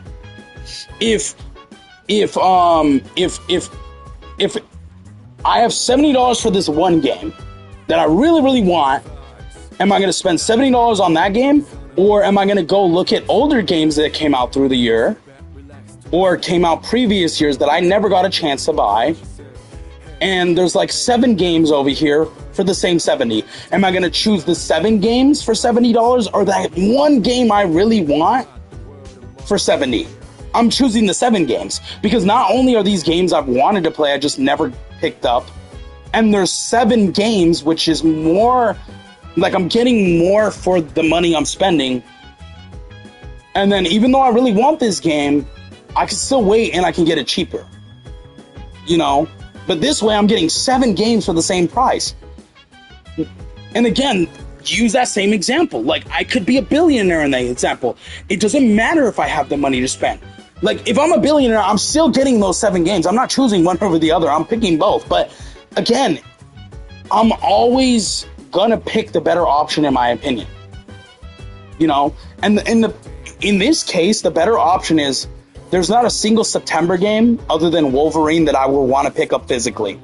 Genuinely, there's not. So they're gonna be bought digitally. Wolverine is the only one I think I might pick up physically, but even then I might not. I don't know. I'm still trying to figure it out. But there are like 6 games I'm picking up, and I'm not gonna waste $40 on tax. That could go, that $40 can go towards something else. It can go towards a bill, it can go towards a meal, you know, it could go towards some more of my manga, other stuff. Like, I'm not wasting $40 just because I want a physical game. I'm not. And I know people might disagree, and that's fine, but I'm not gonna do that. It's just not worth it.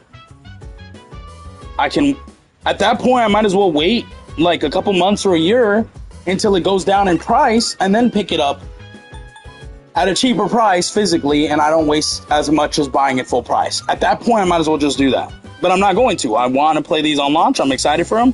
So I'm just going to buy them digitally. It is what it is. This guy won't work with me. God damn it. it doesn't matter if someone has the money to spend or not. Unfortunately, it just does not.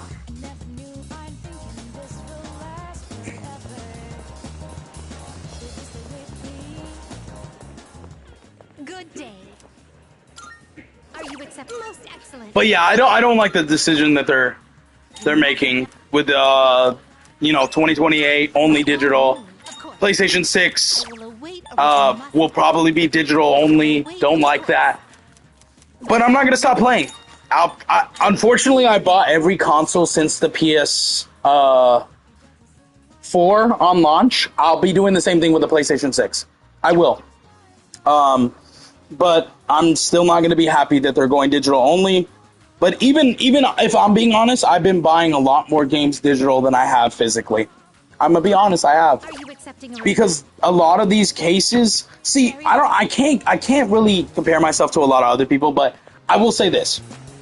I don't know how anyone else grew up, but the one thing as a kid I loved about gaming and having physical copies is being able to pick up the thing, even if I pick up the game, even if I didn't know anything about this game.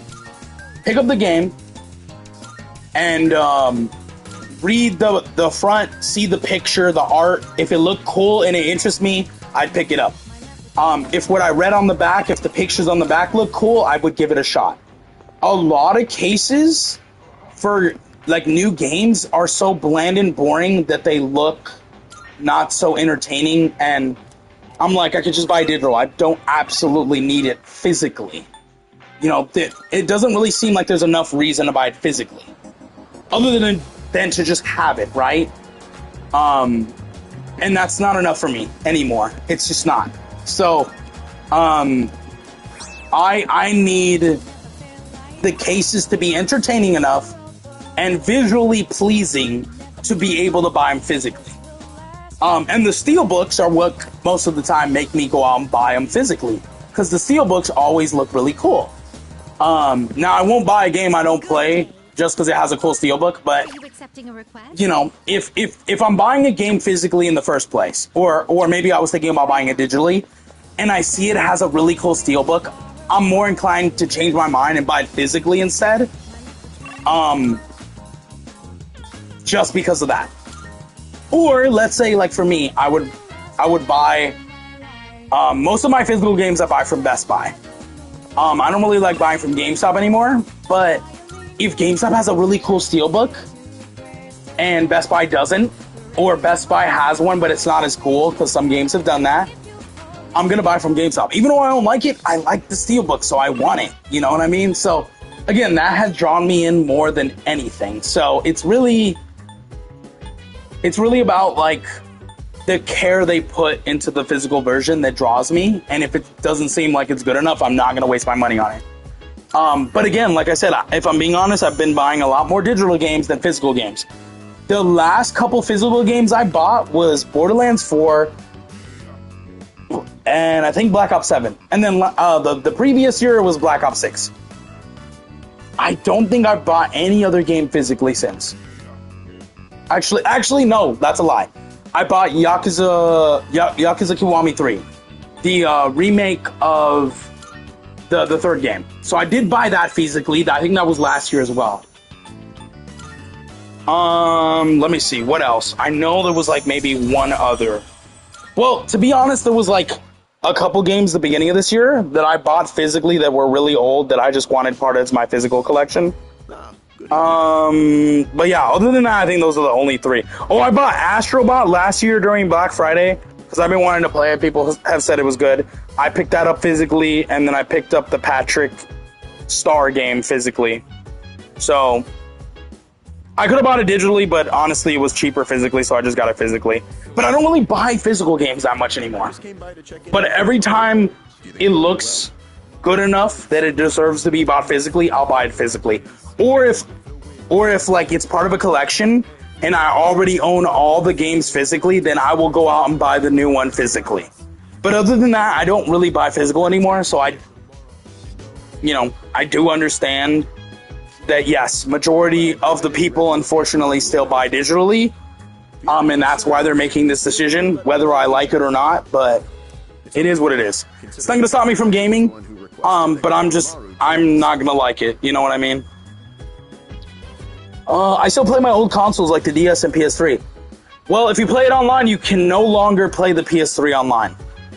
That's what they just announced today with the digital-only games. And if you want to buy any PS3 games from the digital store, they're no longer able to be done. But yeah, I still play my old games too. Like I said, right here in my main setup, what I have is my PS3, my PS4, specifically my PS4 Black Ops 3 edition, my Gears of War 3 Xbox 360 edition, my Xbox Series X and my PS5, my Switch 1 and my Switch 2, and my Nintendo Wii. So I have some old consoles and I still play old games as well. But I would like to play a lot of the new games still and have physically. You get my comment, man? I did. I'm going through all the comments because I did get a little distracted, but yeah. I'm curious on how you felt about the RPD and Requiem and how some areas were blocked by rubble or debris. Now, I didn't like that because I really did want to fully explore RPD. But I understand that those areas weren't important, so they blocked them off. It would have been really nice to fully explore the whole police station again, though, but I do understand why they blocked it off. However, there was a cool little Easter egg for anyone who played Requiem. When you get to the RPD section, I don't know how to do it because I haven't been able to do it on my own. And trust me, I've tried to do it on stream when we were streaming that game. But I've seen people do it and explain it, and I don't know how to fully do it, but there's a point when you first...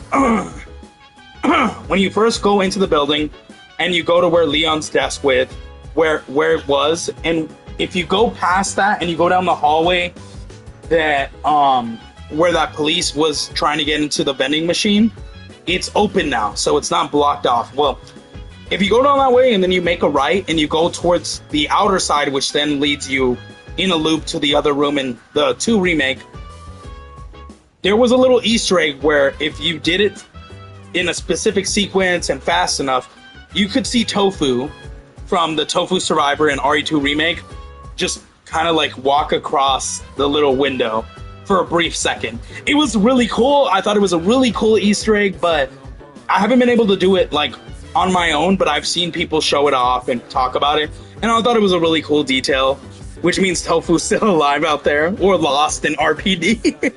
It's pretty cool. When Poppy 6 releases, I wonder if Mob might put out a complete collection that has chapters 1 through 6.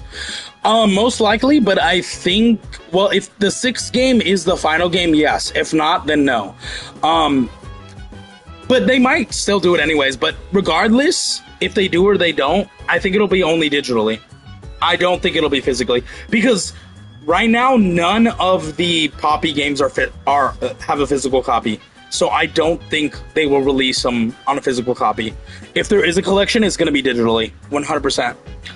I'm stuck on a collectible in Transformers Revenge of the Fallen Autobots for DS. I swear I looked everywhere, but I couldn't find the last one. Maybe you should look up a playthrough. Remember, if we're stuck too long on something, we look up a playthrough. That's what I do. I'm not going to stress my mind over it. I'm not going to go crazy. I'll even throw in training lessons from the master. I'm pretty sure Kuro-chan's already more disciplined than you. That's crazy. Would you even sit still if someone told you to... It's on one level. Well, if you can't find it, and you've been looking everywhere for it, just look it up online. I'm sure you'll find it. Hey, don't compare me to a dog. Unfortunately, Junpei, you kind of act like a dog a little bit, so... It's a perfectly acceptable comparison. I wonder if the rubble or debris seen in RPD was because of the missiles from how Resident Evil 3 remake ended. Interesting. I think you might be onto something. I will agree and I say, yes, that's probably why. Because the nuke did happen. Like, they nuked Raccoon City. So, that's why Raccoon City looks so... dead and messed up, right? So yeah, I mean, it might have been. I mean, that's how missiles work, right? They create explosions, they have debris and stuff, so it makes sense. Yes, I heard about Kirijo-kun's plan. How the hell did Tofu survive, though? Is this man invincible to nukes and missiles? No, why would you agree to that? Oh, was I being nosy? Yeah. I'm missing out on my passionate summer romance. Jesus. Passionate summer romance? What passionate summer romance? Junpei. Farewell, my beautiful city girl, awaiting me by the shoreline. Wow. He's so dramatic, bro. The city or the shores. Pick one. Yeah. Even if you didn't have classes, you'd probably just bum around the station all day. Damn. You should just accept your fate. Damn. Oh, by the way, Mr. Chairman?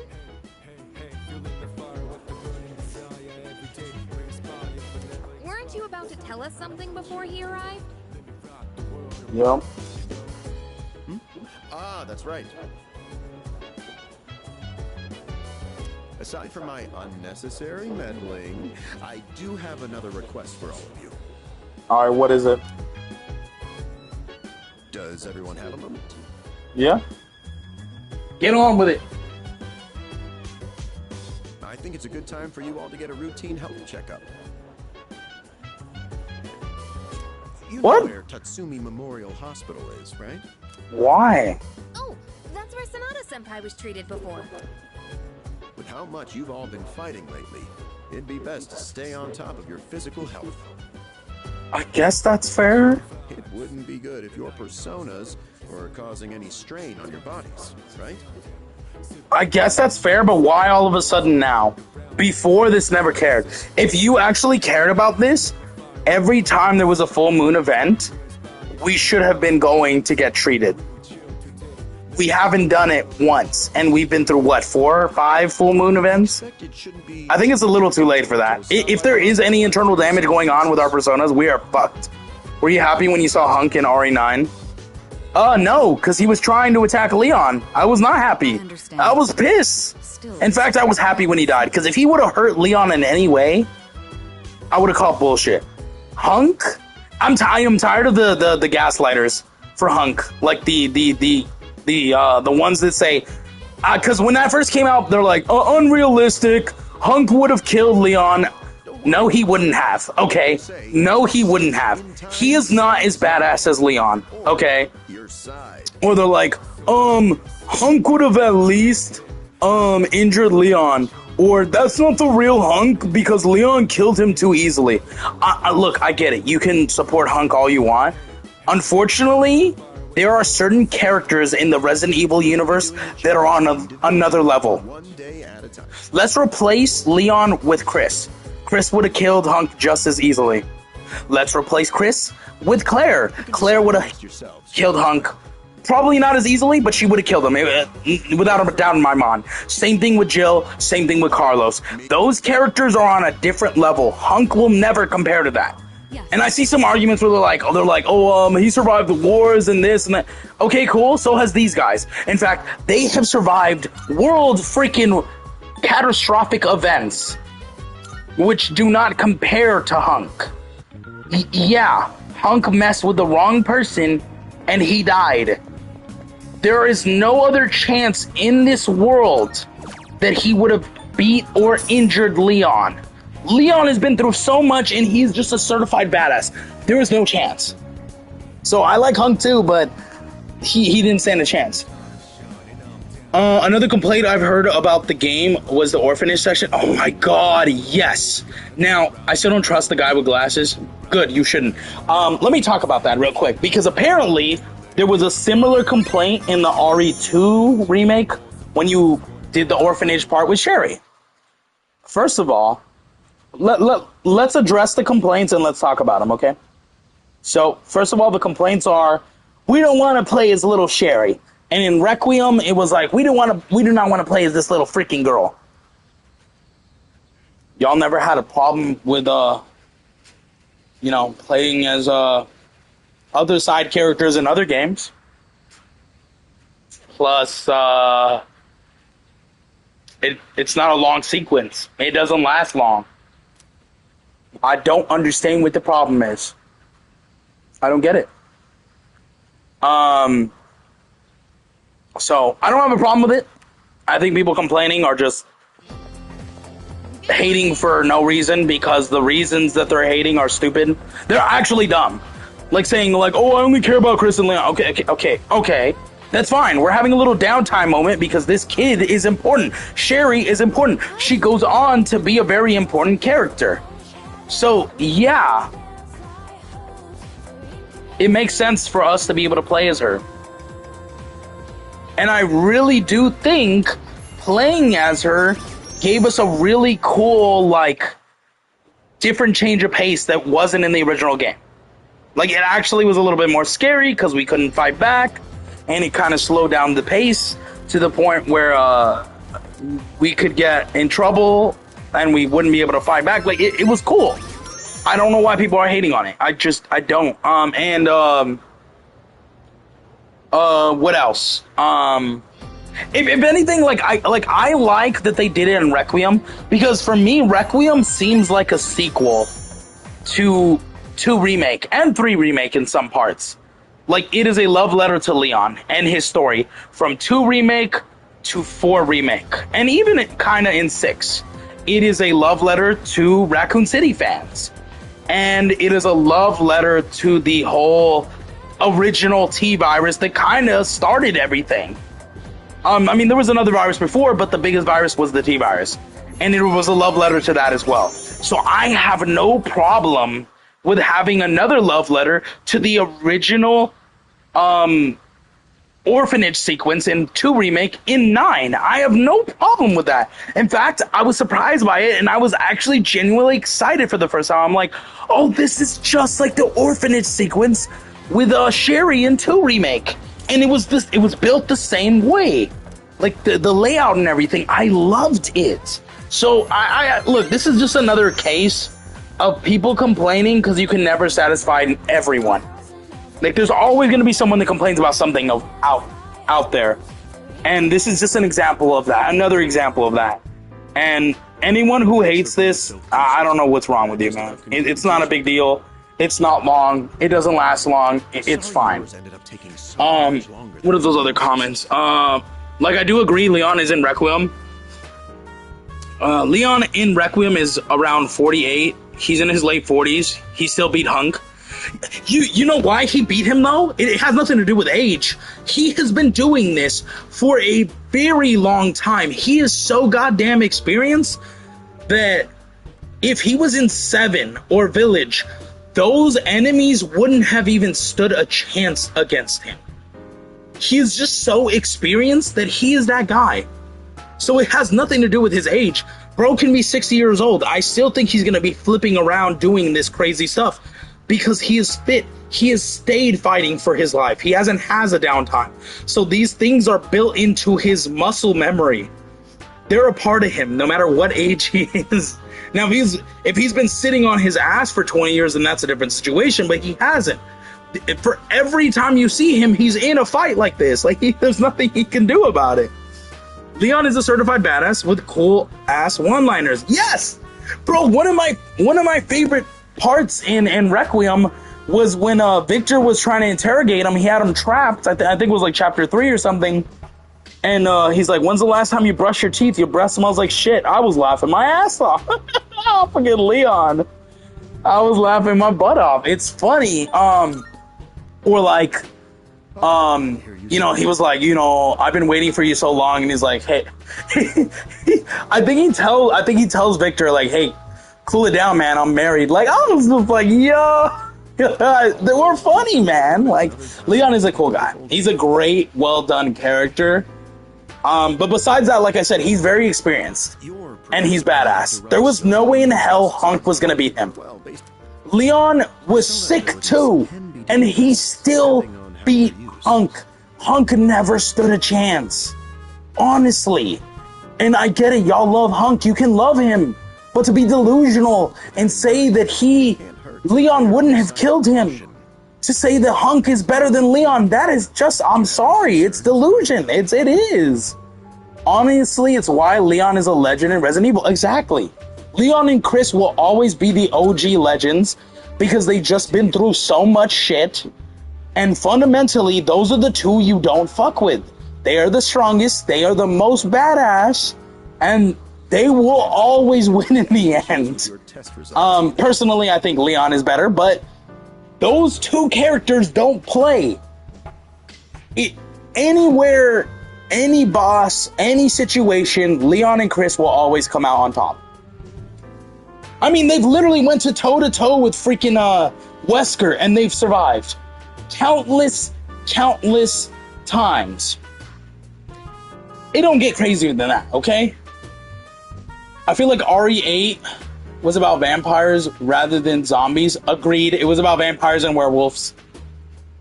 In fact, I think it took a different role at taking on more of like mythological type of horrors rather than actual zombie horrors, because like, okay, let me explain. I don't know what race you guys are, I don't think it really matters, but you know how like certain you know, ethnicities have certain like legends, right? Like you know, Mexicans have like the Cucuy, the Baba Yaga, they have you know, La Llorona and stuff like that. Those are mythical legends mostly known to Mexicans, right? Skinwalkers and stuff like that, right? Well, I think Village was an homage to that type of stuff. We had vampires, we had werewolves, we had fish monsters, so kind of like the Loch Ness Monster in a way. That was, I forgot his name, but that was that one fish guy. We had unborn fetuses, which there is a creepypasta and some creepy lore around that. I don't really recall what it is, but there is a mythological creature around that. That's terrifying. And then we had the puppet. That is another personal, like, fan favorite, like, mythological type thing. So I feel like it went in that direction more than a actual classic horror zombie direction, which I didn't mind. I did miss the zombies, though. I'm not gonna lie. Like, that's why Chris in 8, when you play as him, felt more powerful than he did. Oh, he was wrecking them. He was wrecking everyone at the end. When we got to Chris, I was not worried about dying. I was not. I was like, oh, we got this. It's over. We're going to finish the game in no time. I was not worried because Chris is just that guy. And Ethan is still learning. He wasn't really at that level yet. And that's the same thing every time, where every time you play as Leon. I mean, they literally said it in the gameplay, like, announcement before the game came out. Like, Leon is more suited to action. He is more of a legend and you know, an action type hero. He's overpowered. They literally mentioned it, which is why action fits him better. Because if he was in a horror setting, it wouldn't be scary. Leon would just mow through everybody. That's not his character. Which is true. So yeah, it makes sense that when you're playing as Leon, you're not worried about dying. You're like, oh, I got this. I'm going to throw an axe. I'm going to shoot my Requiem. It's going to be a one-hit kill. I'm going to switch to my gun, grenades, you know, and then with Grace, you're more scared. There's a lot more chances of you getting grabbed and losing health and dying and your knife breaking and your gun not having enough ammo, stuff like that. Like, and I think they did a good job at balancing it personally. So, yeah, I mean, fair enough. Fair enough. There's a reason why they do it. 4 remaining shadows. Now then, it's getting pretty late. Why don't we get you back to the door? Oh, phone call. Oops. Excuse me for a second. No, of course. Hello?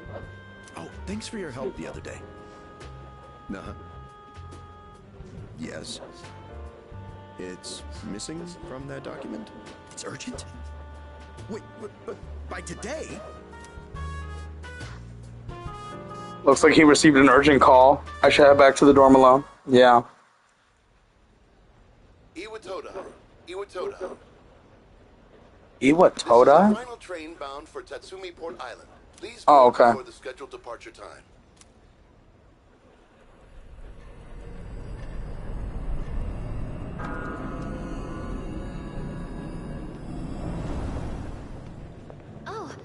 It looks like you're at Iwatodai Station now. It's so late. You were starting to get worried. Uh-oh. Did you run into any trouble? Oh, I see. I hope everything's alright. I'll let Kirijo-senpai know. We're in the command room right now. Okay. I'll go ahead and navigate you back to the dorm. I know how to get back, actually. But considering what happened with Koro-chan, I'd rather play it safe. Imagine saying you worry too much just to, like, get killed. When did Leon get the Requiem gun? They never explain that. That's one thing they don't explain. I'm sure they will, maybe, at some point. Like, maybe they'll explain it in the DLC. You know, I saw a little fan theory, and I would love this to be real. And I think that if they were to show this off in the DLC, not only would it explain how he got the gun, but it would have more of an emotional meaning, and we would actually get to see who his wife is. So, let me explain.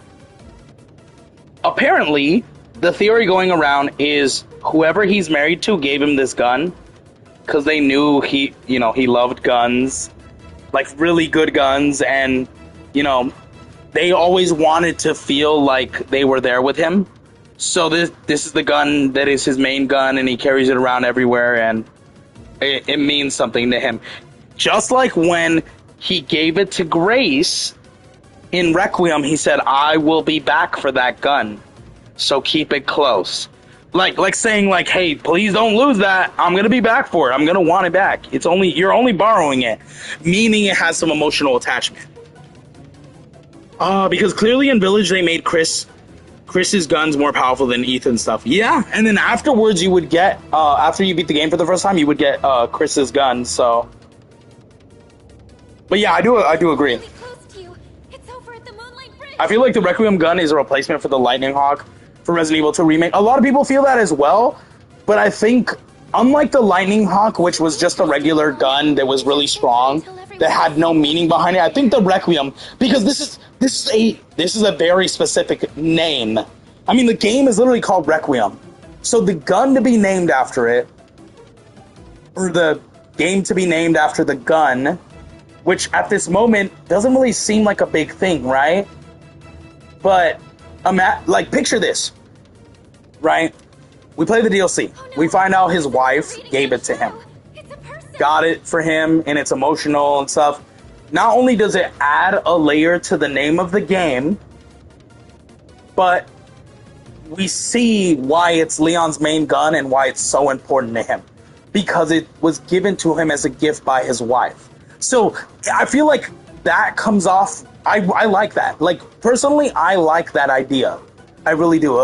And not only will it explain how he got the gun, but it'll show off who he's married to, because everyone wants to know. And on top of that, it will add another layer to the game. Like the name of the game being Requiem, it would add another layer. And on top of that, it would explain why Leon cares so much about the gun. And why he ended the gun, like ended the game shooting Victor with the gun as the final KO kill. Like, it all makes sense. I would love it. Like, okay, they could probably give a different story or maybe not give an explanation for the gun, but I think I would like the other thing better. I think I would love to know that it was a gift from his wife. I would love to know that's why he cares about it so much. That's why he holds it so close. Like, I would love to know it that way. If that's the case, then why would he hand it to Grace? Because his wife is always there to protect him. Again, going back on my theory from the other video, like 2 videos ago, or 2 streams ago, where I said, right now, everyone is scouring for hints on who his wife is. And the mutual conception from most of the community is he's married to Hunnigan. Hunnigan was always in his ear protecting him, making sure he got out of that mission safe. If she's married to him, that gun was supposed to keep him safe until the end of the mission. So giving it to Grace, he knew he'd be fine on his own. Giving it to Grace was like saying, my wife, or Hunnigan, always made sure I was safe and protected me. This gun is Hunnigan, basically. She will keep you safe. This gun will keep you safe and get you to the end of this. it will take you home. Like, that just sounds so good. That sounds so good. So that's why he would give it to Grace. Because she was always there guiding him home. So this is like saying, hey, this will guide you home. It will keep you safe. I love that idea, man. I really think that would be cool. I felt sad when we had to kill Emily in RE9. Well, we didn't really kill her. We find out at the end credits, which if you had stayed at the end of the stream that I did for the first playthrough, we find out Leon didn't hit any vital points. He knew what he was doing. He's killed a lot of biomutants. He knows their vital points. He just put her in like a temporary coma. And then when they got the cure at the end that helped cure him, he took an extra vial to give to Grace for Emily. And then she's like, wait, she's alive? And then you find her giving the cure to Emily. And at the end, she's with Emily. She's basically her mom. So if you played it to the end, you realize she didn't really die. But at first, when you make it to that moment, you didn't know that. So you thought she died, yes. Yeah, what you said makes total sense. And I not only does it make sense, I love that idea. Like, again, imagine the DLC starts off like that. Just a huge, big story beat. Explaining how he got the gun, showing us who his wife is, and explaining why it's so emotional. Like the gun for him, why it's so important. That just sounds so good. I would love to see that be a thing. Now, who knows what they'll do? We'll have to wait till we see a trailer or anything new for them, but that sounds great to me. And I absolutely love it, so. And I guess this was the theory. This is why I love certain fan bases. Like, the Resident Evil fan base is one of my favorites. And the Persona one. Both Persona people are on a different level sometimes, but I like the ones that speculate. You know, because I like to speculate, even though sometimes my speculations are a little bit more far-fetched. But when I see people speculate like this, and it actually makes sense, that's where I'm like, yo, you're actually pulling me into, I might actually believe this. Not only does it make sense, I could totally see it happening. Kind of like at first, everyone was like, oh, he's married to Claire. Or Ada, right? And I'm like, yeah, both of those, I mean, well, at least in Ada's case, that makes sense. But after seeing 4 Remake, I'm like, no, he turned her down. Where in the original 4, he kind of played along with her, but he was like, yeah, not this time.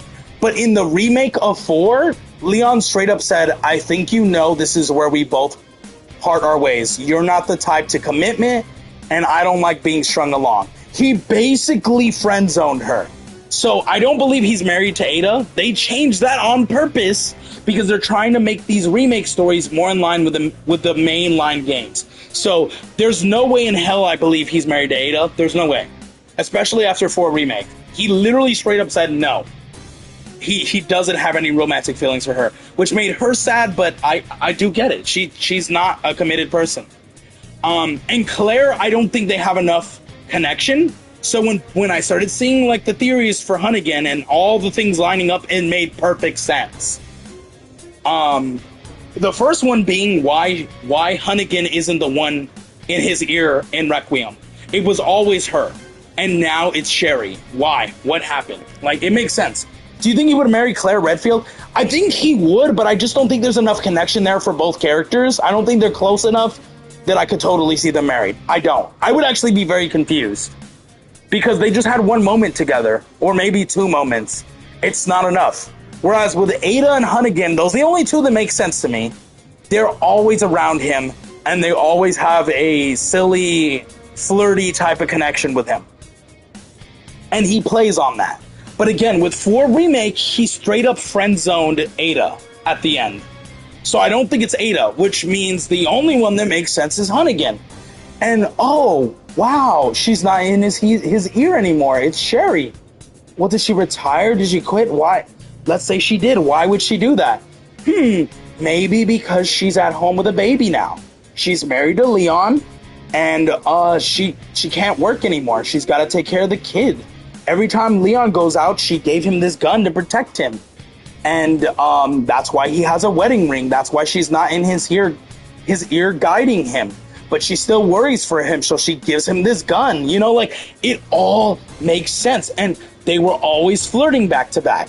and now she's not here? No explanation? Nah, it all makes sense. It really does. I forgot to say goodnight yesterday. Oh, it's fine, no worries. I get it. We always forget some things sometimes. So it just seemed like I vanished. I just went to bed. It's okay. I understand. It's fine. No worries. So do you think when we see Mr. X again in Requiem, that was the same one for RE2 Remake? No. No. Because genuinely at the end of RE2 Remake, we obliterated the previous Mr. X. Plus, when you get down into that underground facility, the new one, in Requiem, they say that they had multiple clones. They really don't even hide that they were into heavy cloning. Hence why Emily had multiple clones. We saw clones of Wesker. That was, I already forgot his name, but that was the guy in the game that died so quickly at the end. The clones of Wesker.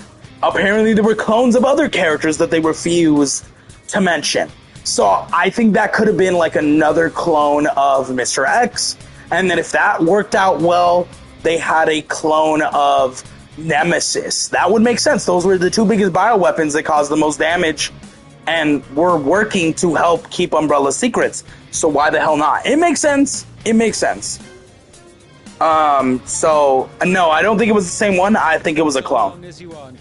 Because we definitely killed the original RE2 Remake one. So when we see him in Requiem, all of a sudden, what? He's perfectly healed and fine? I don't believe that.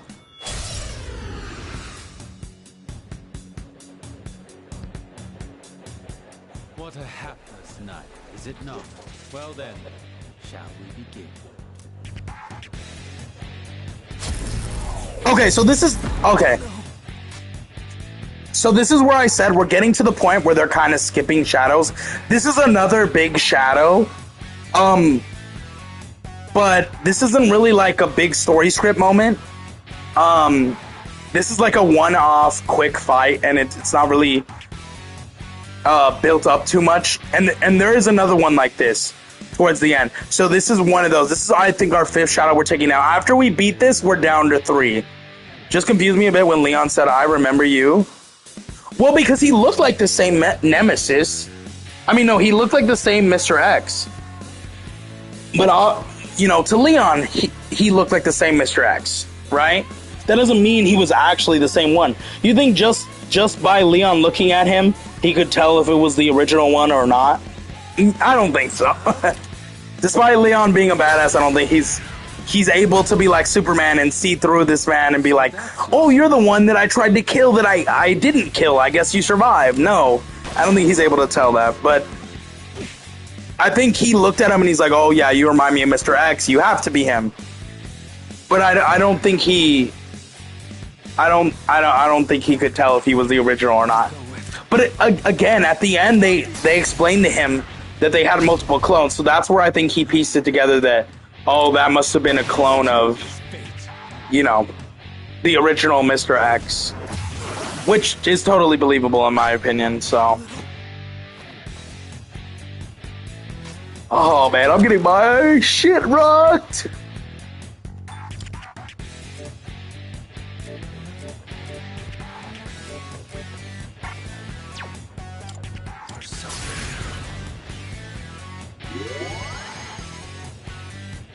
That was quite the spectacle.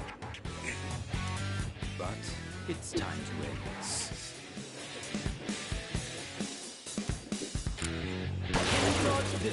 As a reward for Damn, he knocked him down like nobody's business. Come, Persona! Here is an offering of solace. The finale was surprisingly satisfying, wasn't it?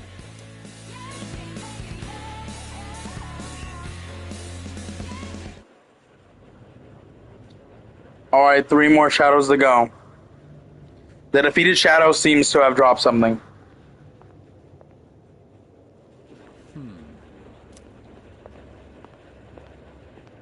Your persona ability is truly fascinating. Oh yeah? It's different from the one I saw the last time, isn't it? So, you can choose from multiple personas to fit the situation. Yeah? What are you gonna do, absorb me? You must be burdened with an extremely unusual fate. I don't know. Yeah, look. Oh, hold on. Let me read the comment and then I'll comment on it. Because I get where you're coming from. Then I suppose I'll have to be on my But way for tonight. I kind of disagree. Honestly, I feel like if you go down into the parking garage of the RPD, Leon should have mentioned Ada. So, can you go down to the parking garage? Oh, yeah, you can. There's an underground area where there's like a collectible and a couple zombies. Yeah. Okay. Well, okay. So, normally I would agree. However, I feel like he's moved on from Ada. Enemies though we may be, I'm not one. In fact, I think if he was married to Ada, instead of mentioning Ada, he would have been like, huh, this brings back memories. Like something like that, or like, I shall have to huh, repay you another time.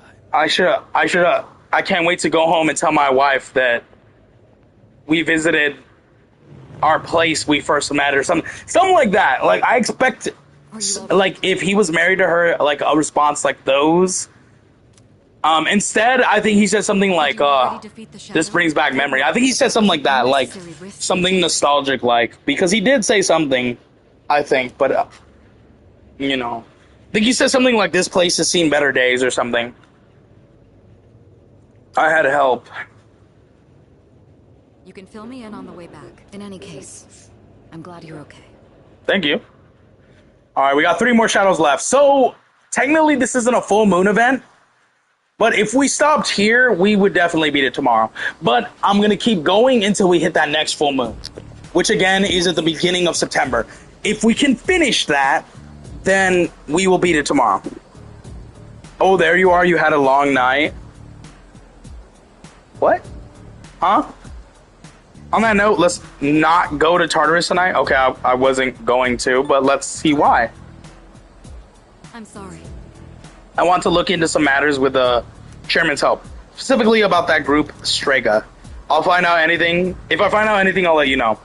Also, I understand your circumstances last night, but try to avoid staying out late from now on.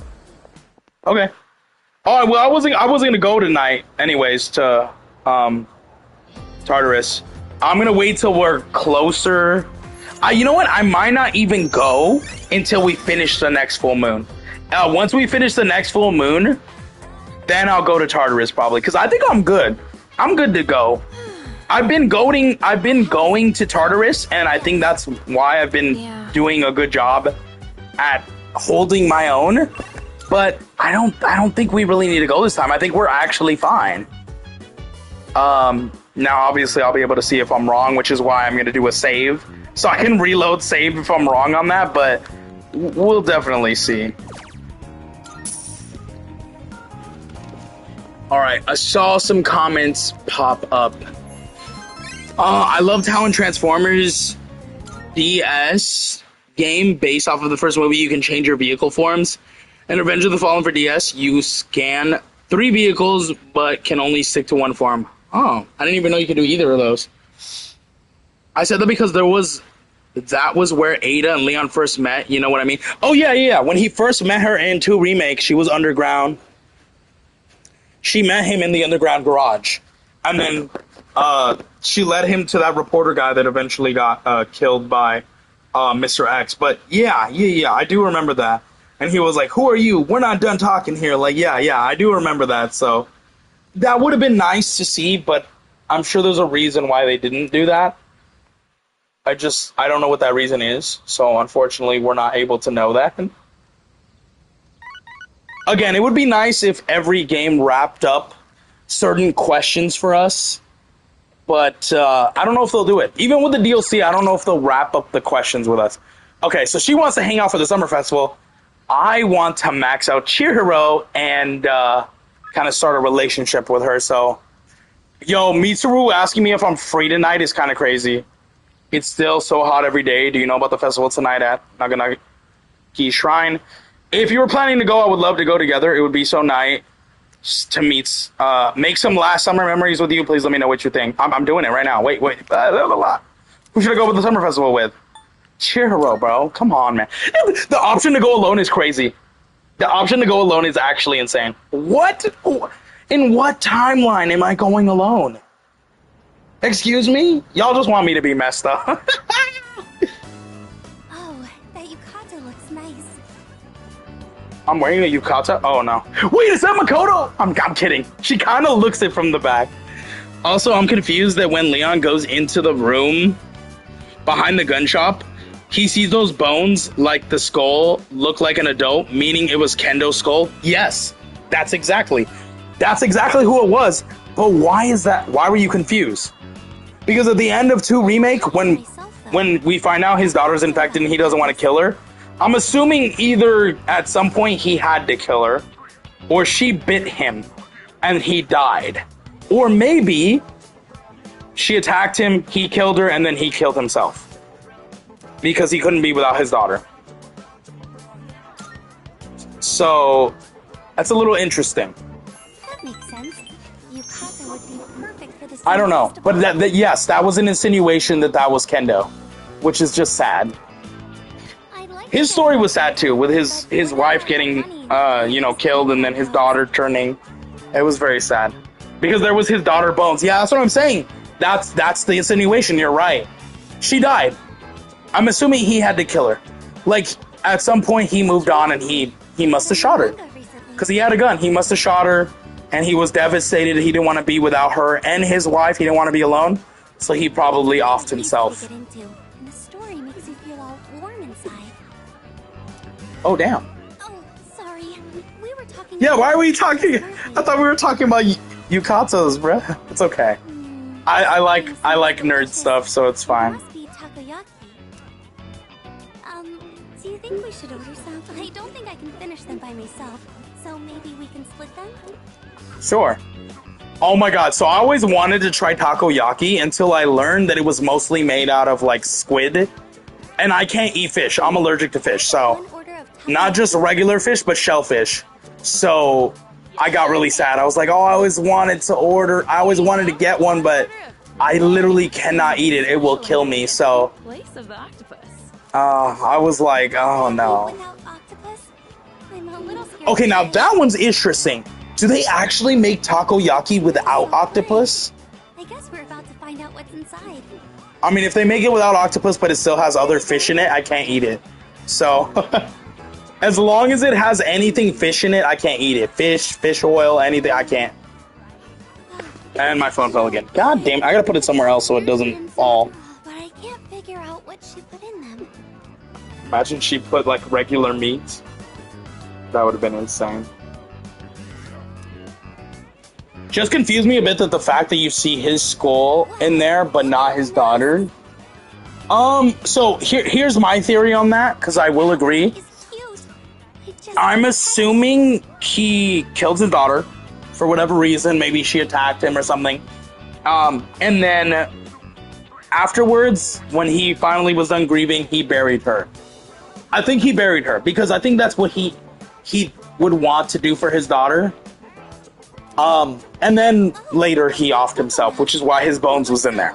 So that's just a theory. That's my theory, but obviously it hasn't been confirmed, so we have no idea.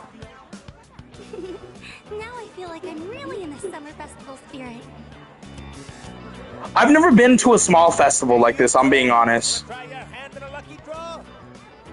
Make some nice memories. What do you say? Odds are looking good. Lots of winning tickets left. Yeah, I've never been to like a small festival. The biggest type of thing like this I've been to was like a carnival. I guess that makes sense. Yeah, I mean, I could still be wrong about it, but I'm just saying, like, we don't really have a confirmation. Only the insinuation of those bones being him. That could be fun. Which naturally makes sense. Yeah, let's give it a try. The box is filled with triangular lottery tickets. Pick from the top. I'm gonna dig down to the bottom. I think we have better luck that way. Congratulations, you Got it. Wow, you must have incredible luck to win on your first try. I mean, no, it's just like, it's kind of like a grocery store. When you go to a grocery store, be honest, anyone, when you go to groceries with your family or like alone, if you're an adult or whatever, do you always pick the first item in front, or do you go to the very back, or do you move the front one, grab the one behind that, and then put the front one? Because what I do, I never grab the first one. Because I know I used to work in a retail grocery store, so I know they put the most expiring ones in the front. And the ones that are about to expire go in the front, and I don't like those, so I reach for the back. So the same thing could be said about this. I will never go for the top one, I'll go for the one underneath. So, yeah, no, it's not luck, it's just, I guess in a way, like a little bit of common sense. Here's your prize. Enjoy. She wants that octopus plush, doesn't she? How do you honestly feel? Because I've heard so many people call Requiem a masterpiece. So, I'm a little difficult. I don't know how to answer this other than, I want to agree that it's a masterpiece, but because of how I go about rating and like deeming things, when I rate stuff, whether it's a movie or a show or a game that I really, really like, I can't give it a masterpiece. So I'm not going to say it's a masterpiece, but I'm going to say it is the closest thing to a perfect Resident Evil game and a masterpiece. It's not a masterpiece, but it's the closest thing to being one. Because a masterpiece would, again, mean it's perfect, and it's not perfect. There are some flaws, because nothing is perfect out there. But it is the closest, it is the almost perfect Resident Evil game, and it is the closest thing to what you would expect to have like, almost everyone who plays it enjoys the game. Which, yes, a masterpiece is the closest thing to a masterpiece. So, yeah, I loved it so much, like I said, that before I even beat half of the game on stream, on PlayStation, I bought it on PC. And then I platinumed it on PC, on stream, constantly playing it. And when I wasn't playing it, I was on my ROG Ally playing it on Steam. And then I got all the achievements on Steam as well, basically getting like a platinum on Steam as well. That's how much I enjoyed Requiem. And I still, hopefully towards the end of the year, but yeah, like hopefully, by the end of this year, if it's on a decent sale and it's still not like, $40, $30, maybe it's going for like $25, $30, I'm gonna buy it on either Switch 2 or I'm gonna buy it on Xbox. And then I'm gonna try to get all the the achievements and stuff on there as well. Not on Switch, because Switch doesn't have it, but I'm gonna try, because I love the game so much that I actually do want to play it again. And actually strive with getting like all the achievements and trophies again. So, yeah, that's how much I love it. I can't highly recommend it enough. It is such a great game. I'm looking for. Like, I think out of all the like recent trilogy games, like 7, Village, and Requiem is my favorite. I would play Requiem before playing Village or 7. Yeah, I love Requiem, so that's where I am on that. Naganaki Shrine.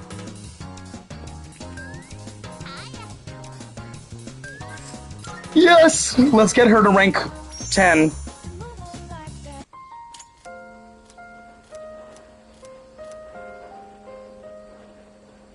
I'm sure you will.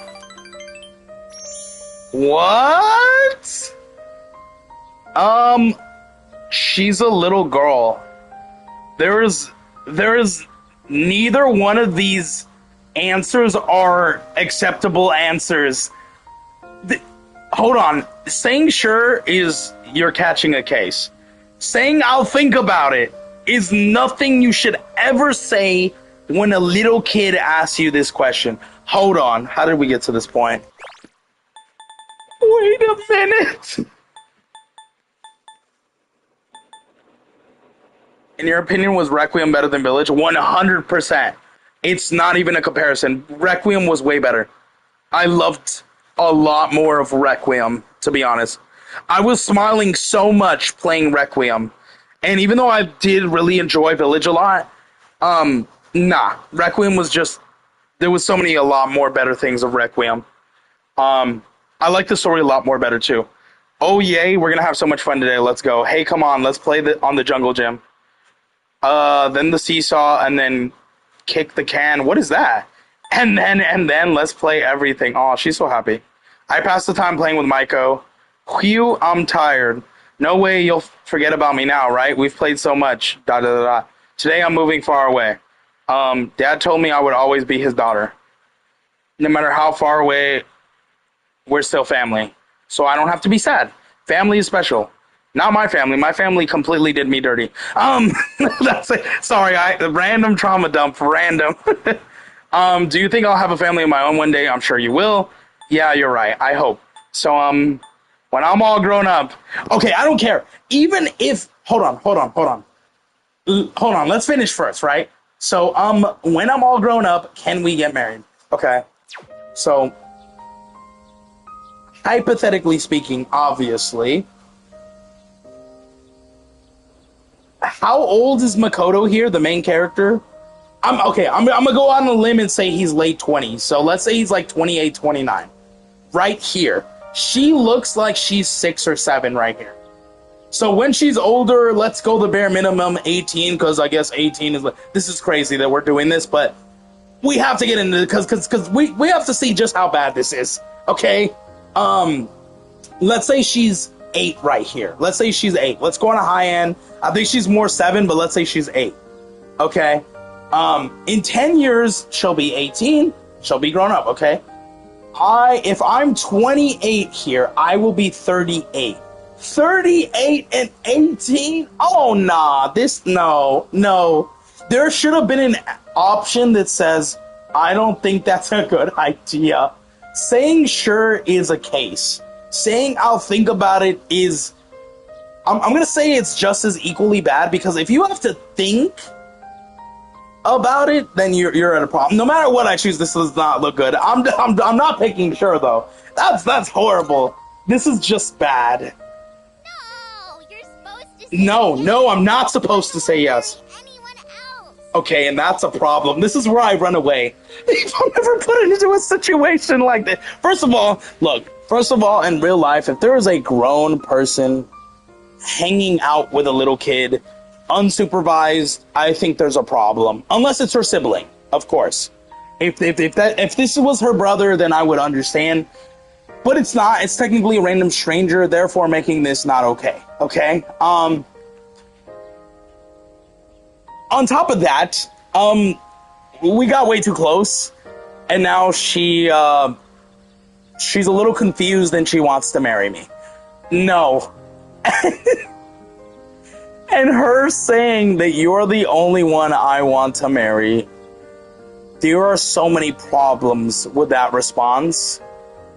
This is why her parents needed to be around her a lot more instead of fighting and arguing. But now that we're past that,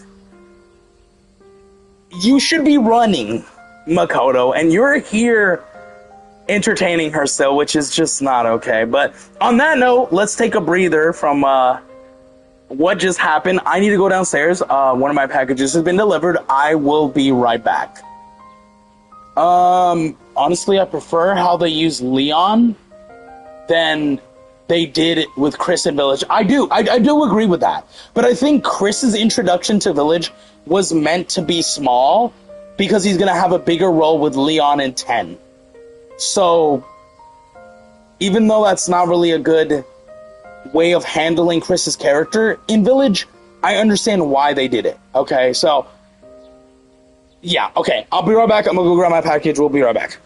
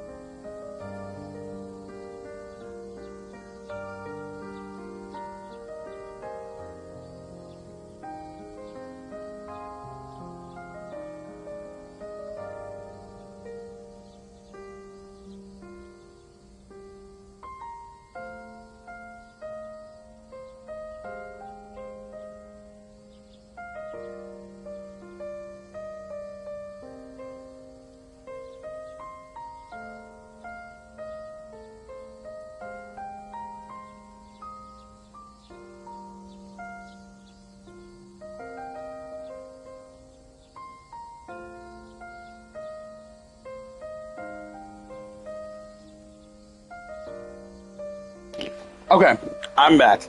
That wasn't. Her response is not okay. I'm sorry. Her parents need to be here ASAP right now. But moving on, because we still got to get to the next full moon event. Take this, okay? I made it just for you. What is it? Better be like a bracelet or something innocent. Oh, okay. Someday, let's get real wedding rings. I don't like this. No. No. Maiko is blushing. Apparently she just proposed to me. That's not a response you say, bro. What? He's just brushing it off like it's not a big deal. The innermost power of the hanged It is a big deal. hath been set free. We now bestow upon thee the ultimate form of the hanged man within thyself.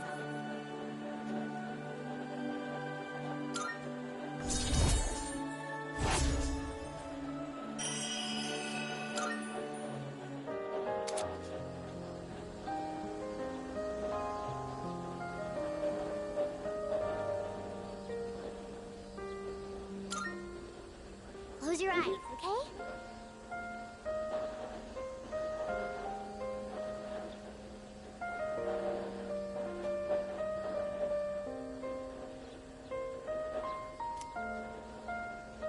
No, do not. Oh, nah.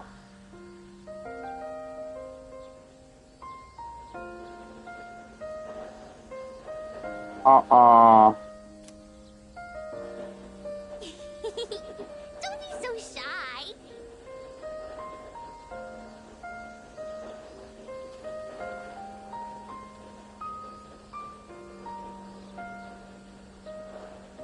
Well, bye-bye. Oh, no, I have a problem with this. We'll see each other again, okay? I just know it.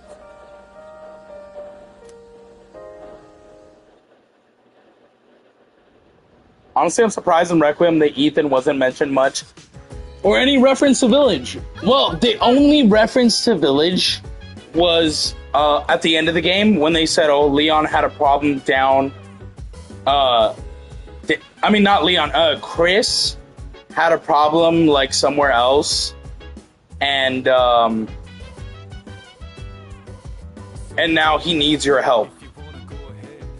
Like, so... That is the only reference to Village. Like saying Chris was off doing his own thing at the Village when Leon was dealing with this. So I'm wondering if that means that Village's story is going on when we're playing Requiem with Leon. I wonder if both stories are happening at the same time in two different places, side by side. I don't know if that's true, but I think it is, and that's kind of crazy. Are you holding up? Yeah, I'm doing pretty good.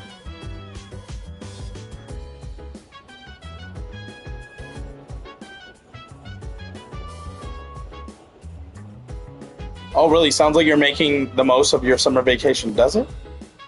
Let me try to get my mind off the heat, so the next full moon is in September, right after break. When I talk about it like that, it sounds like I'm prepared for an exam or something. I heard it took place 5 years after Village. Oh, well then I'm wrong, but it's interesting to think if they possibly kind of were side by side, because like I said, at the end of the game when you get rescued by the soldiers are like, Lieutenant Redfield would like, or I don't know if it was Lieutenant, but basically Chris Redfield would like to speak with you and stuff like that. He had a problem down south or whatever, and he needs your help fixing it or something like that. And that was it, basically. Literally letting us know he was going to meet up with Chris. So I'm assuming that problem he had, they were speaking about the Baker House and Village. So that is interesting. Just to say right off the bat. We still got to work on getting our academics to rank 6, so hopefully this is it. Fingers crossed. Probably not, but we will see. Oh, almost. And then we can work on our it's charm, and then academics, and what is the other one?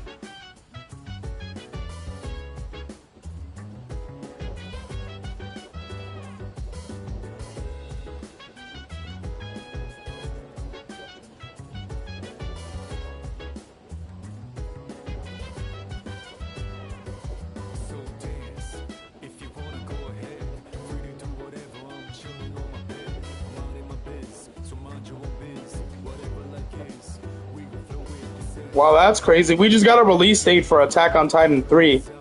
It's coming this winter. So probably November, December. That's good. That means I'll be able to pick it up. I thought it was going to release this month. Yes! That's another new game to add to November, December. Because it is looking dry and slow for November and December. December has one game, and that's Wolf Among Us Remastered. And November is looking like just GTA 6. So I'm glad it's coming in the winter.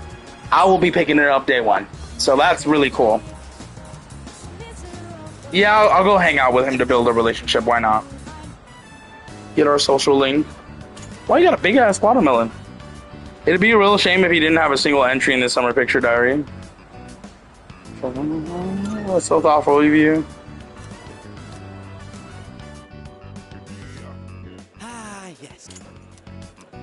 Oh god, here goes Ken. I sent a photo on Discord. I'll check it out. Let me grab my phone real quick. Oh, it's still charging, but...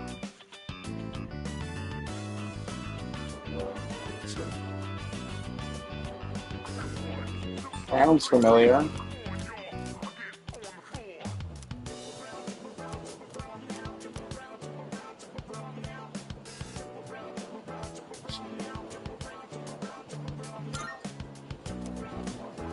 I should have been like, what do you want to use? Uh-oh, Sonata! You're not going to use that bat? You want to use your fist? Oh, damn! No way he broke that into perfect pieces with just his fist. Alright, I'm opening up the Discord right now. I was supposed to be cool mentor, but instead... the kids ended up pitying me.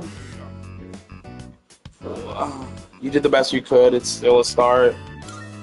I'll just say that.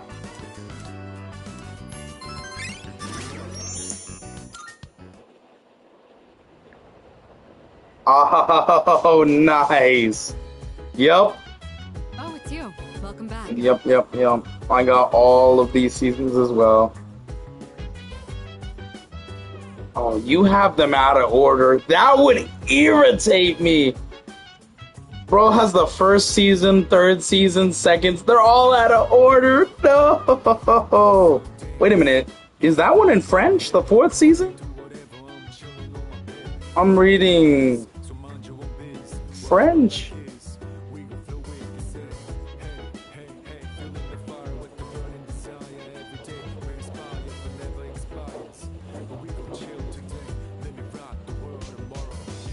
World Beyond Season 1 and 2, The Ones Who Live.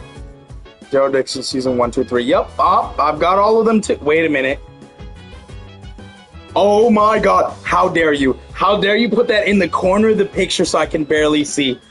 Do you have all the Walking Dead comics too? So do I. Dude, that one's crazy. Wait, is that the Negan one? Is the very top one the Negan comic? Like the I Am Negan comic? I have that one too.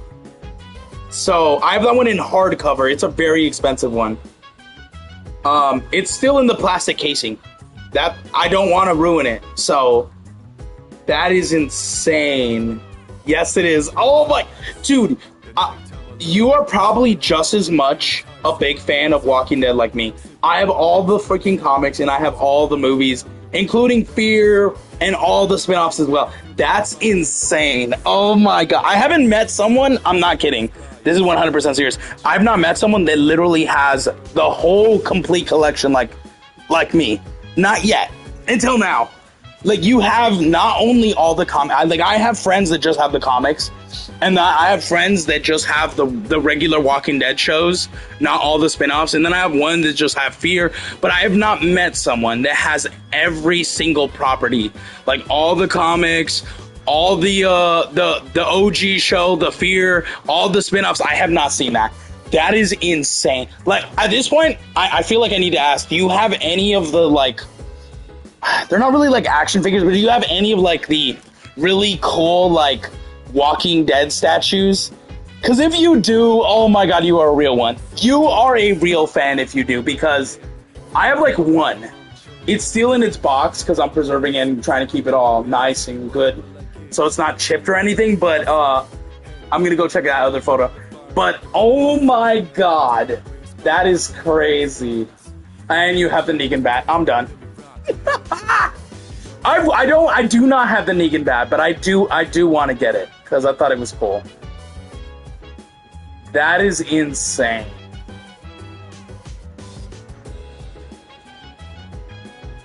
That's awesome. Also, I could totally tell that you have a tiny little TV. I have a 75-inch TV in my room. I like a big screen. I don't like tiny little screens, unfortunately. I had a tiny TV for so long. I had like a 35-inch. And then when I saved up enough money to get my 75-inch TV, I never went back to that TV. I think I gave it to one of my friends because I just didn't use it anymore. It makes me feel like I'm in a theater sometimes. It's a big TV. It was heavy too. Like, carrying it, it's a flat screen, but don't get me wrong, like, even though it's a flat screen, because it's such a big TV, it was very, very heavy to carry, so. Why did I stutter there for a second? But yeah, you are a real Walking Dead fan like me. That is awesome. I love that. It said it's gonna help me attain a beautiful body. How is it gonna do that? Oh, it's gonna raise my charm? I already have enough charm. So should I do this? Is this gonna raise my academics? Yeah, okay. We're almost close. We're almost close. Wait, what the hell happened? Whoops. Good morning. This is Elizabeth. Yeah. She's basically calling to say there's more missing people. We are on the 19th. We're getting really close to September. Unfortunately, I think we might not even be able to do the next full moon. Because we're coming up on that 3-hour mark. Uh-oh. Well, okay. So, I think this might be good, and let me explain.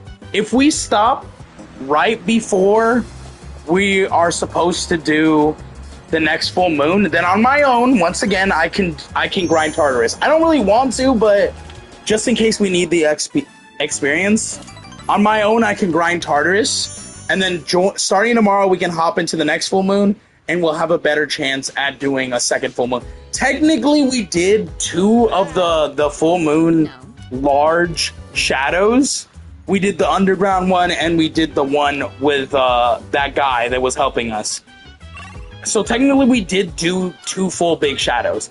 But just the other big shadow, though, didn't count as a part of a full moon, so technically, we did complete our goal, but we'll see. We'll see. I'm gonna see. We have 10 minutes to see what we can do. But yeah, we're coming up on that 3-hour mark, and I did say we would stop at 3 hours, so we'll see. We will see.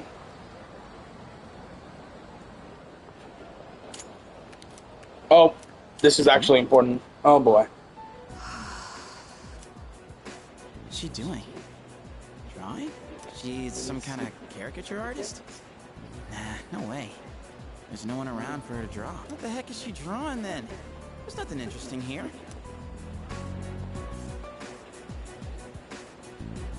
Out of the way. You're blocking my view. Move. Uh-oh. Oh, sorry. Oh, what's with those funky colors? What do you want? No, nothing. My bad. All right, so before anyone asks, I'm gonna tell you this. This thing with Junpei and this girl, obviously you know she's bad, right?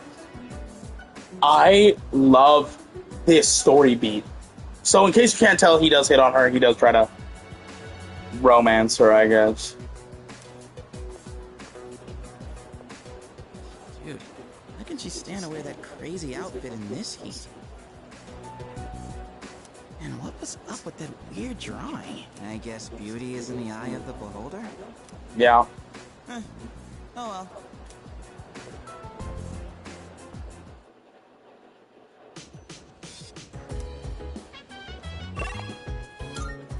We're getting close to September. Alright, let's see if we can do the bookstore thing again.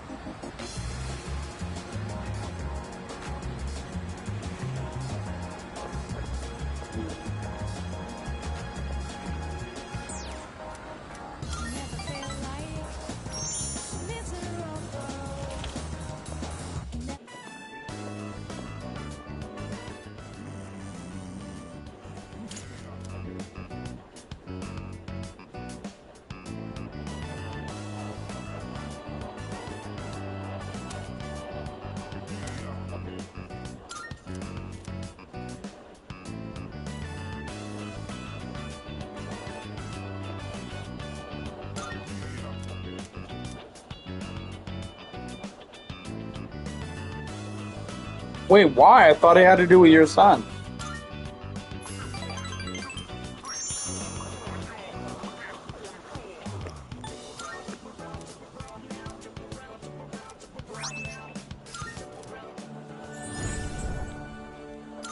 Okay, well they're maxed out. We got them to rank 10 as well.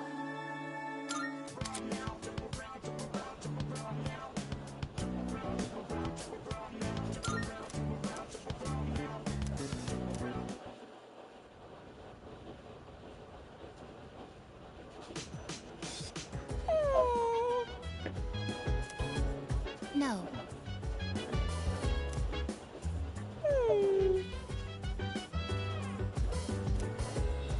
No means no. That's sad.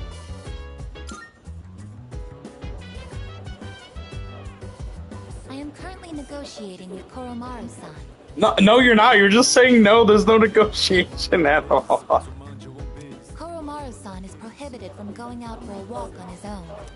There were arrangements for Sanada-san to accompany Koromaru-san on his walk today. However, the scheduled time has passed, and Sanada-san has yet to return. Koromaru-san's patience has reached its limit.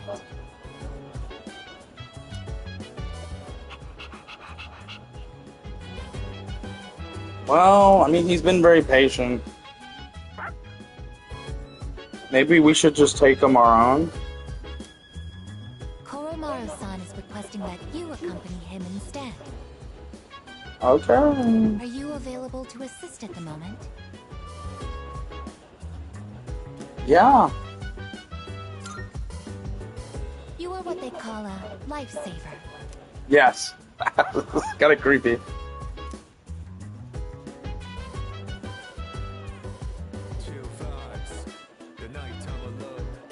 Koromaru and I left to the dorm to go for a walk. Okay.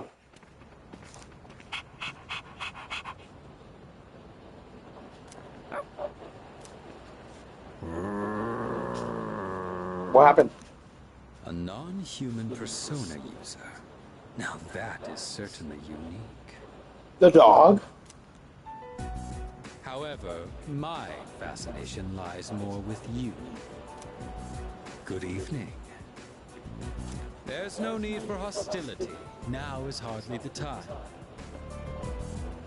Let's have a little chat. Come along.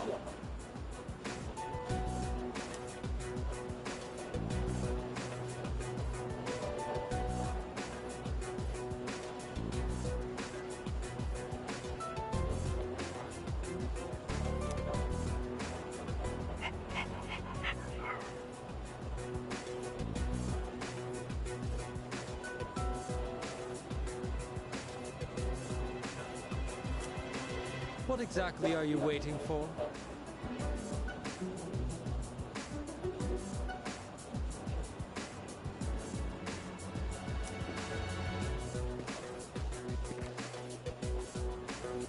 Now then, I have a question for you.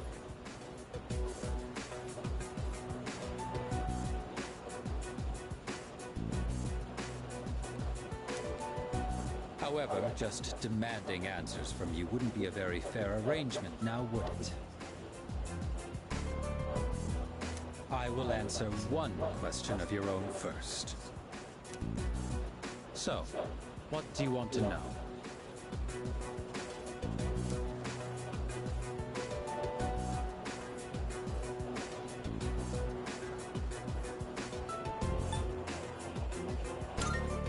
I don't want to know why he's not wearing a shirt. Actually, I don't care. Way of seeing it.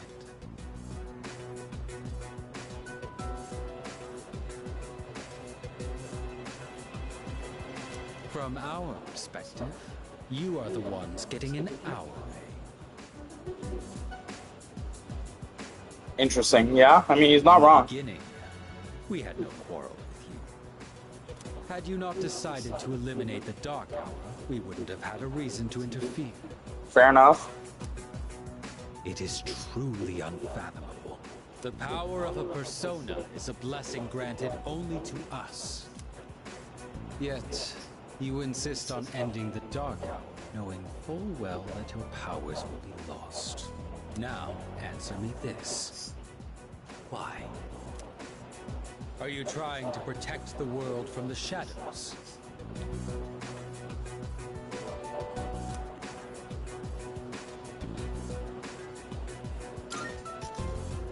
And just where did you come up with that idea?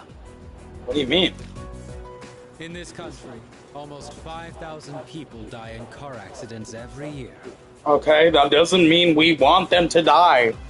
Which means just because certain people are dying by shadows, that doesn't mean that's okay and we're going to accept that. We don't want that to happen.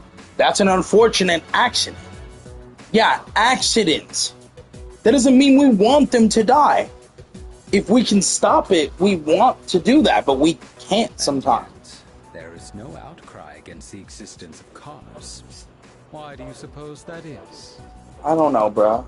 It is because we value our own convenience over the lives of others.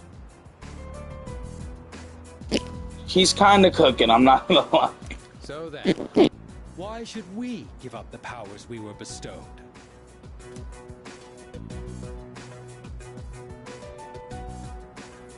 But once again, like he said, the logic makes no sense, so. Do you know what a savior complex is? You are being trapped by a misguided way of thinking. We have no obligation to sacrifice what is ours to save others. Giving up your own life to save others is simply a waste. Your reason for fighting is one of obsession.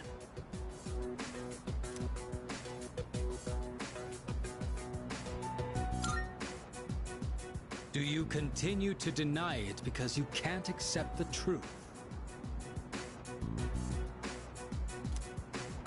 There is no need to rush your decision. You should think carefully about it.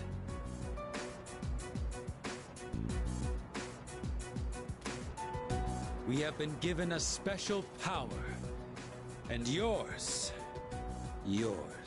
is particularly extraordinary. It's as if the Dark Hour has chosen you.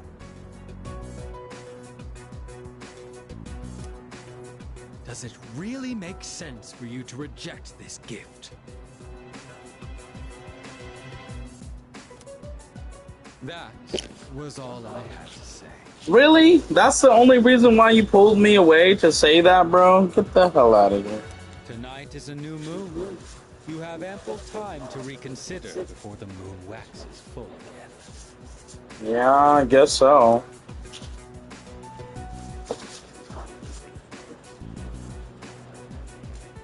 What did he give me?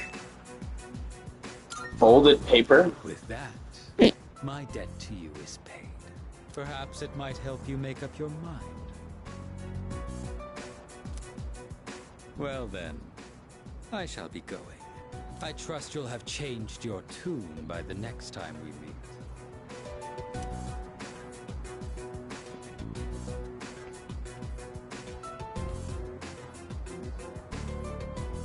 It's a folded piece of paper. There's something written on it.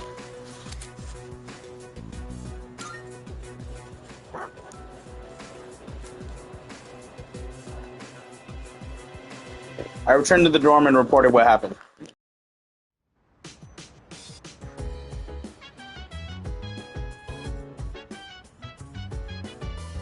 Wait, that's it? That's okay, okay. Alright, well, we're doing the same thing until we get to August 4th. Or 5th. Yeah, 5th. Or not August, September 5th? Is it September?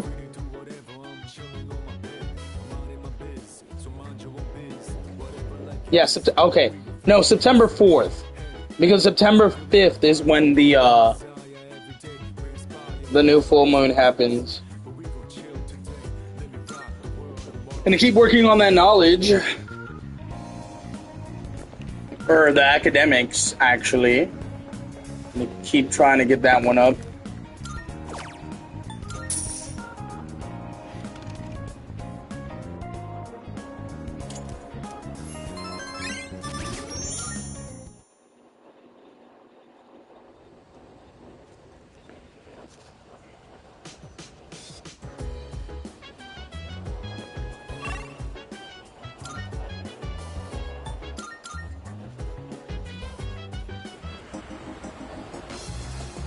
Guess we'll meet with this guy, but oh, wait. There.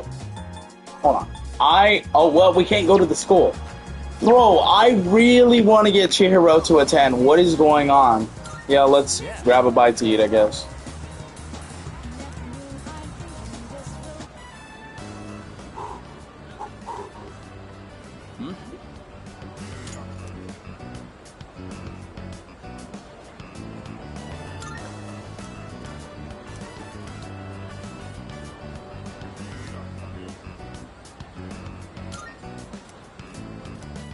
Damn.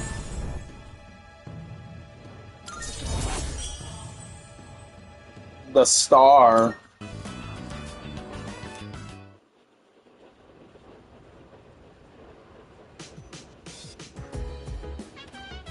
Welcome back.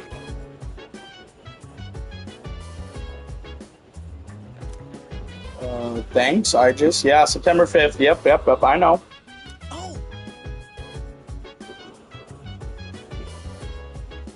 Watch her say, I don't like Ai-chan. Please don't tell me that. I'll be like, bruh. Regarding that,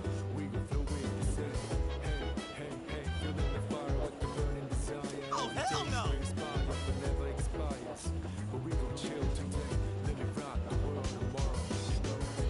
We're on the 21st again. Gonna keep trying to get that knowledge up as best as I can.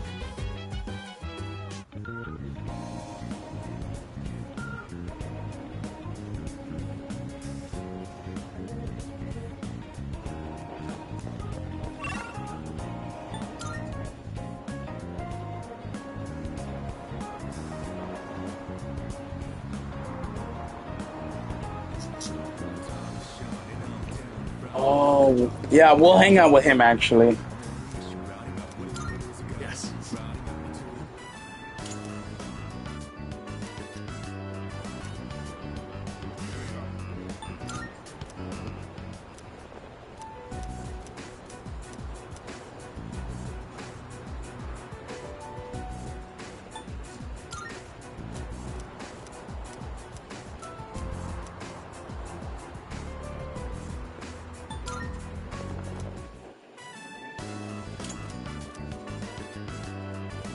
Oh, that was some quick thinking my way.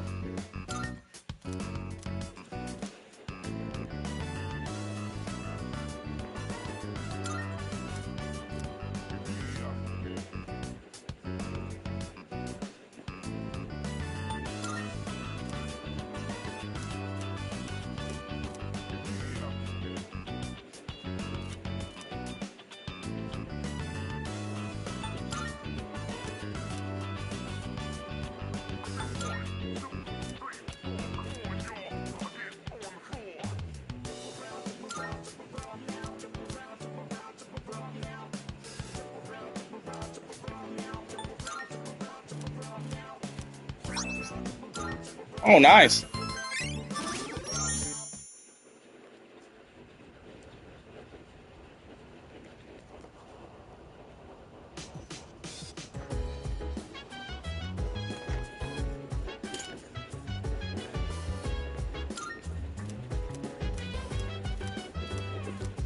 Yep, Koro-chan ran outside. There goes Kiriju.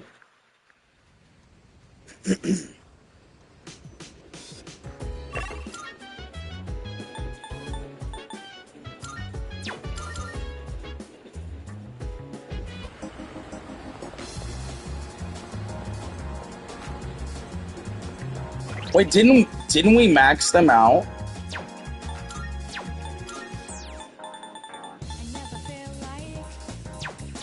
Why would we go here then?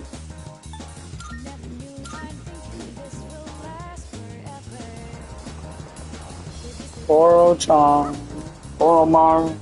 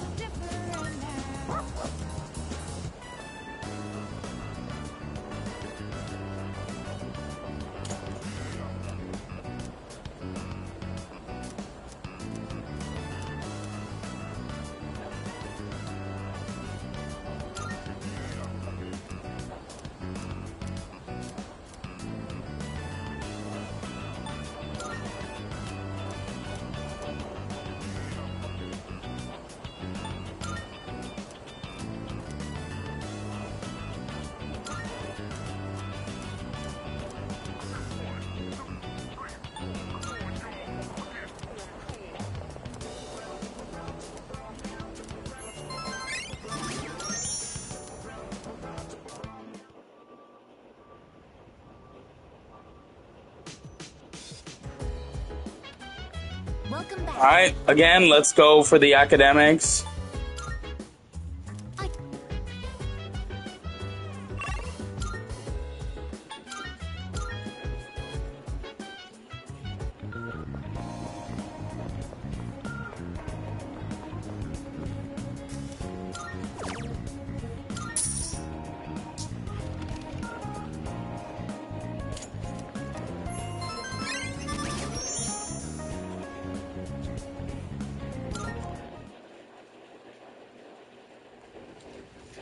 All right, 23rd, we're getting close, we're getting close.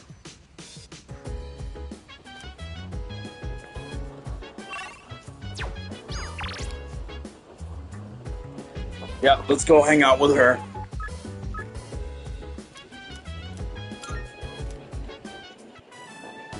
I just know I'm going to cry, so I brought 2 handkerchiefs with me. Let's go find our seat.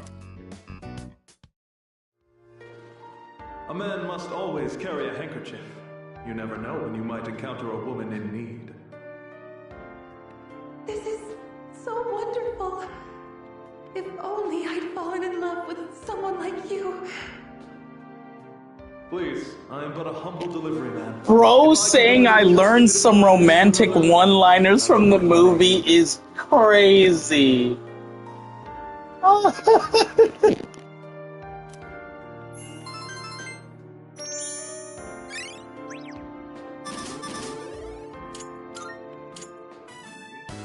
Those movies were all so beautiful. I was crying the whole time. Thanks for coming with me. We should probably get going now, though.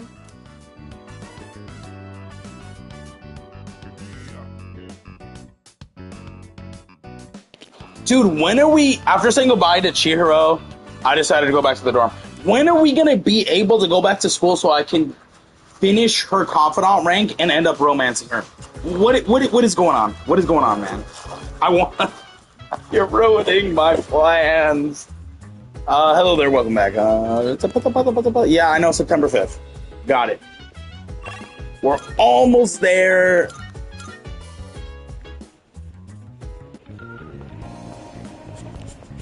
Keep working on that academics. If we're lucky, I really hope we can. By the end of this stream, we should definitely hit rank 6 on academics. I feel like we're really close. Like if, like maybe 1 or 2 more, and we'll hit rank 6, which is the max rank.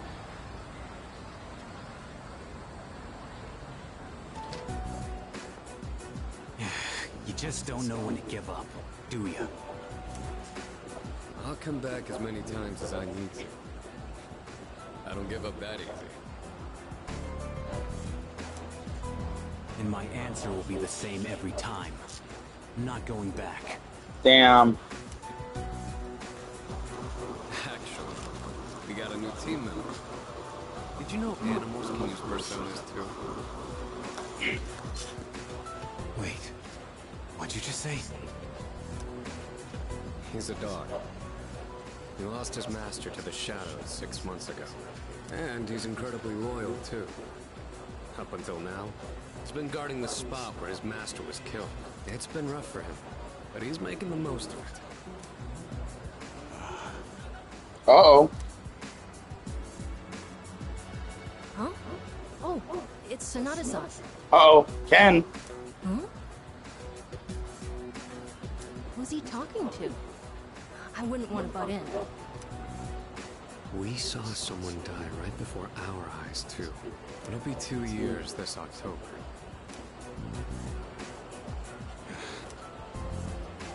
How long are you gonna beat yourself up over that? That's why you're always behind the station. Even though you don't actually hang out with anyone there. Doesn't matter. It does. Because if it didn't matter, you would be joining our team. Clearly it bothers you. Clearly it matters, buddy. It was my fault. Nothing's ever going to change that. Not with that mentality, buddy. What does it matter if I come to terms with it? Won't change the past. This isn't like it was with your sister. What happened to Miki was different. Shinji. It's over now. I just want to forget it ever happened. Yeah, well, I don't think that's possible, buddy.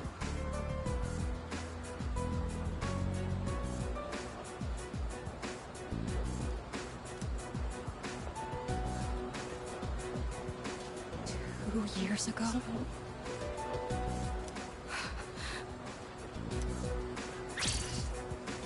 No way.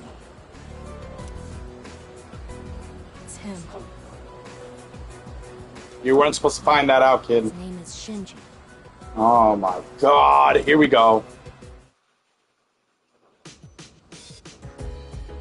He wasn't supposed to know that. Wait, what? For the film festival, right?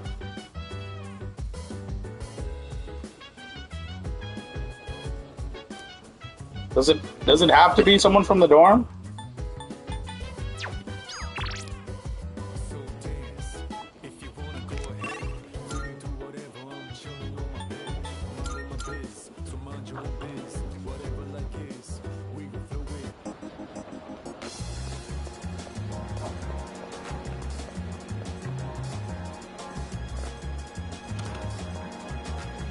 Be careful out there.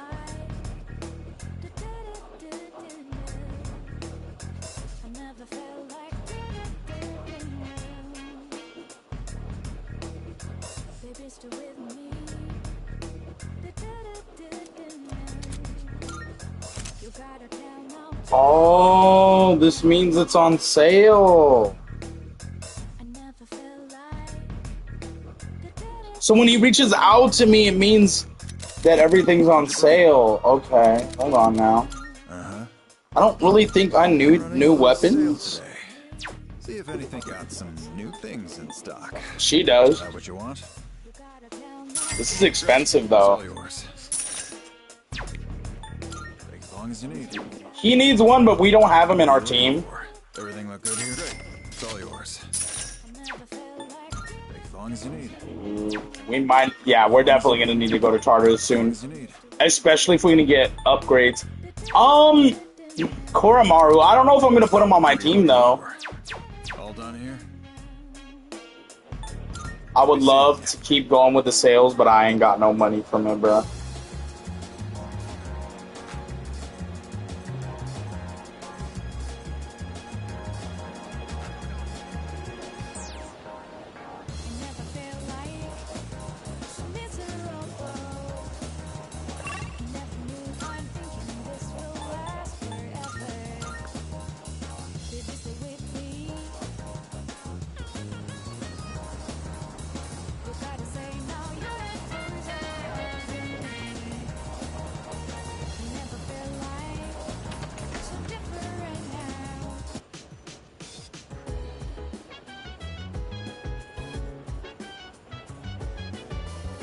Wait. Who do I? Good morning. Jeez.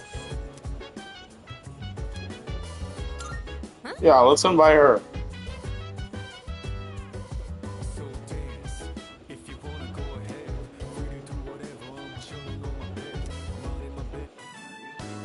The Willpower series. Okay. I was planning on seeing this with a friend from my club. I thought it might help motivate us. Okay. You might think it's kind of cheesy, though. Now I'm not so sure about this. No. I'm chilling. Don't. Come on. Come on, show me some guts! Push your limits. You swore you'd take us to nationals! And then the big... Okay, it kind of sounds a little cheesy, I'm not gonna lie. Hot-blooded sweat is flying across the screen. What? I won't stop running till I reach the sunset! I learned that with enough willpower, you can overcome anything. Interesting. That was intelligence? Oh, okay. Interesting. That was awesome. We were in there for a while, but it went by so fast. Yeah. I guess there really are times in life where you gotta push yourself through with sheer willpower.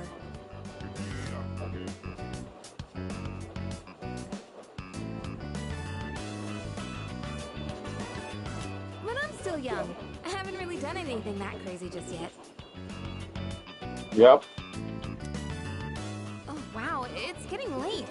How many movies did we watch? A lot.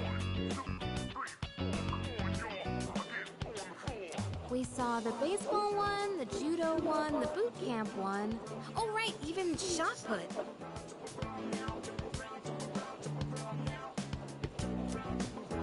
The shot put stuff kind of lost me, but the scenes after that with the main guy running were so good. Oh, I cried my eyes out when he did the 100 handstands into the sunset.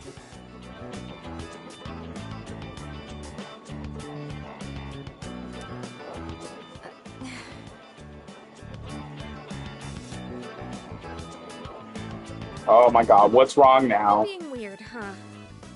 No, actually you're fine. I'm not gonna lie. Anyway, I'm getting hungry. Why don't we grab a bite somewhere before heading back? Yeah.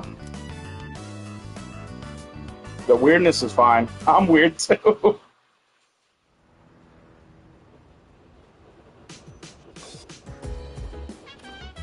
Welcome back.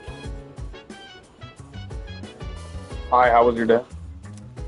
So more week, and then the summer vacation will be over. We've been so busy, I don't think I've ever had a summer vacation that was so fulfilling before. You don't say. Let's keep having fun these last few days and try not to let the summer heat bother us too much. Okay.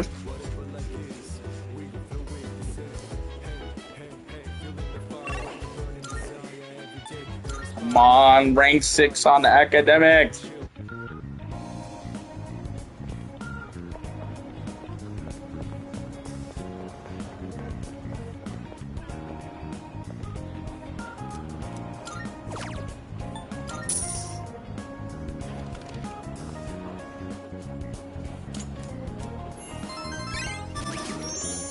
God damn, we are so close.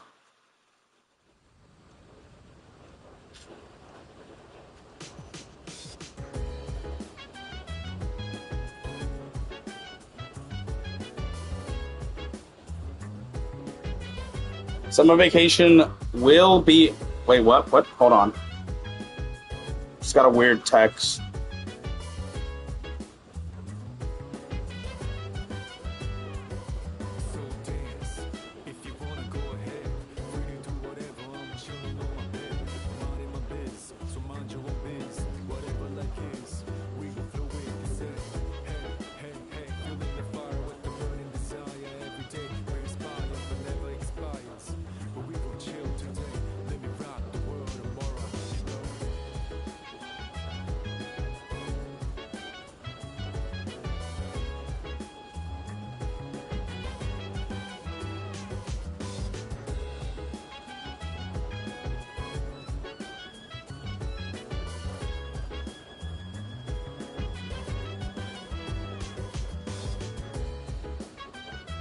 Okay, sorry.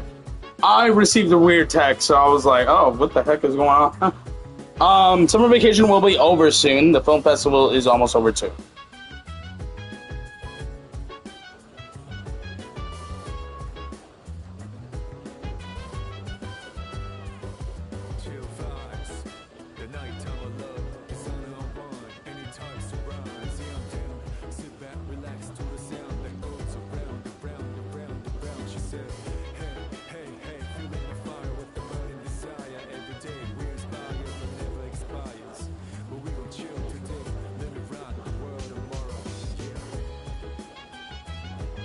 Maybe I should invite someone to go down with me. Okay.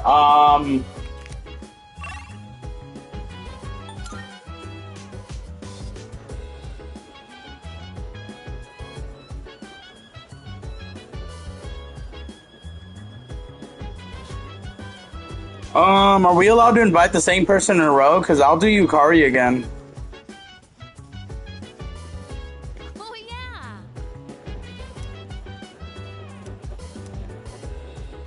Wait, we can't invite her? I guess we'll do Fuka. Ah, no, she's worried she's not.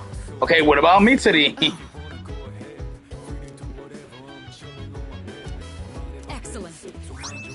Oh, thanks?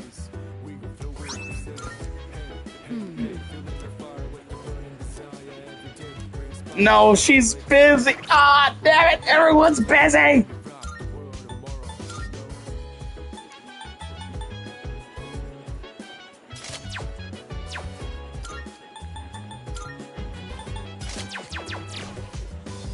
Nope, I don't like that. I don't like it. Swapping it back. Swapping it back.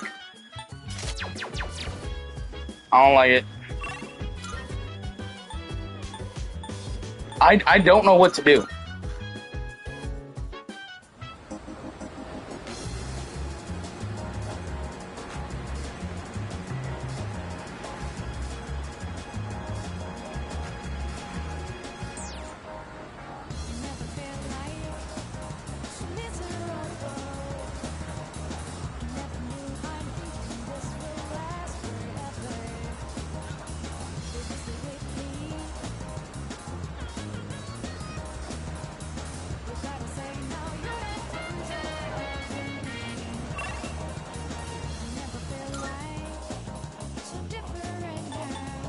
I don't know what to do. I'm just gonna spend my time literally with the computer. I don't know what else to do.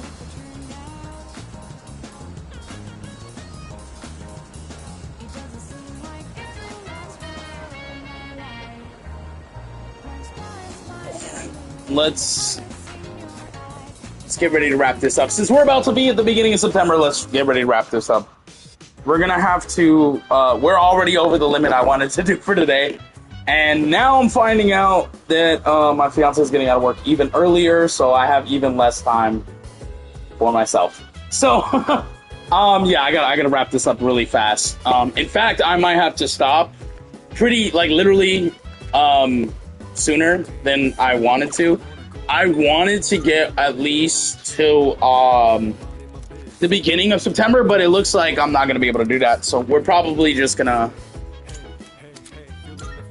like do the beginning of September. I was gonna do literally up till September 4th, so then we could save there and then immediately tomorrow do the full moon, because I'm gonna do Tartarus on my own, but that's still gonna take me at least like probably 15 minutes, so I don't know if I have that time. Like I said, I have some other stuff to take care of before she gets home, so unfortunately, that doesn't work for me, actually. That's a little bit of a pressure, I guess.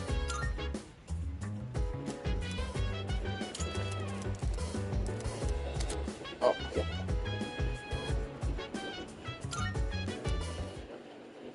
We're about to be on the 26th, right? Yeah, okay.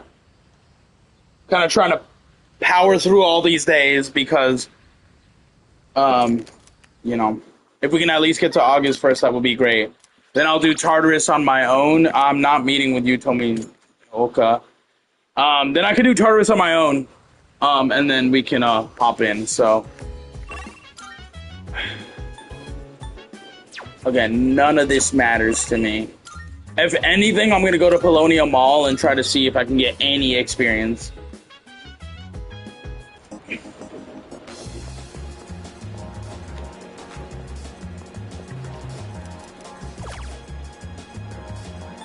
Right here, academics.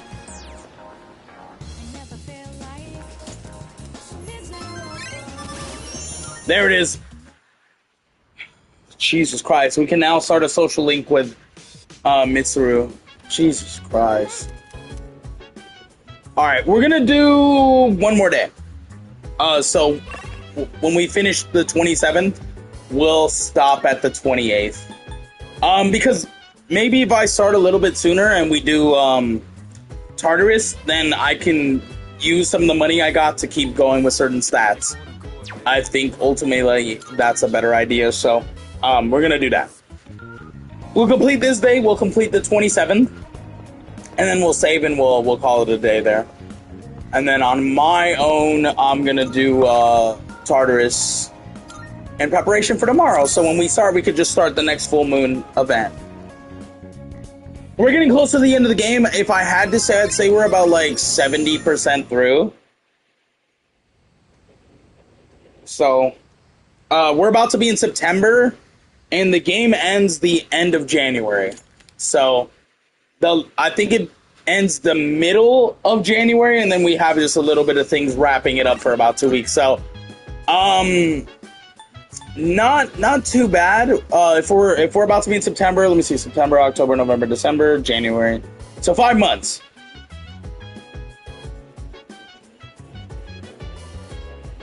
Yeah. 5 months. We have 5 months till the end of the game. So, and when you realize, like today, for example, we did 2 months back to back, then yeah, we're kind of chilling, which is not too bad. If we don't finish tomorrow, we'll finish Friday. I really want to finish tomorrow. Unfortunately, though, even if we waste like 5 hours, I want to be done because I want to move on. Completely honest, I want to move on. So I really would love to be done with this tomorrow. We will see. If not, then we finish it Friday. But I don't want to waste like 3 hours Friday, so I'm really hoping if we don't finish it tomorrow, I'm hoping that when we finish it Friday, it's no longer than about an hour and a half. So we got to get really close tomorrow to the end because like I said, I don't want to waste like another 3 hours. This game is long. I don't remember it being this long. Then again, I think Persona 5 is still longer, but still. I do not remember it being this long. Let's just talk to the computer. Actually, hold on. Because I'm finding out that a lot of these PC stuff, even though they're for certain stats, they raise other stuff that I didn't know about. So we're going to go to the top of the Net Cafe. We're going to buy all the tapes that they have. If we have the money for them, that is. I don't think we have enough for all of them, actually.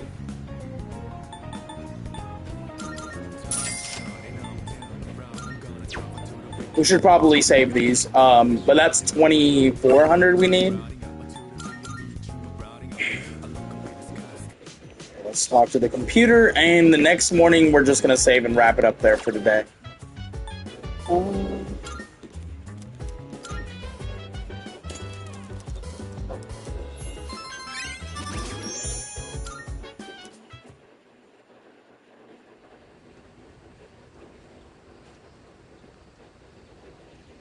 Or maybe we'll do it at the night, because But do you have a moment to talk?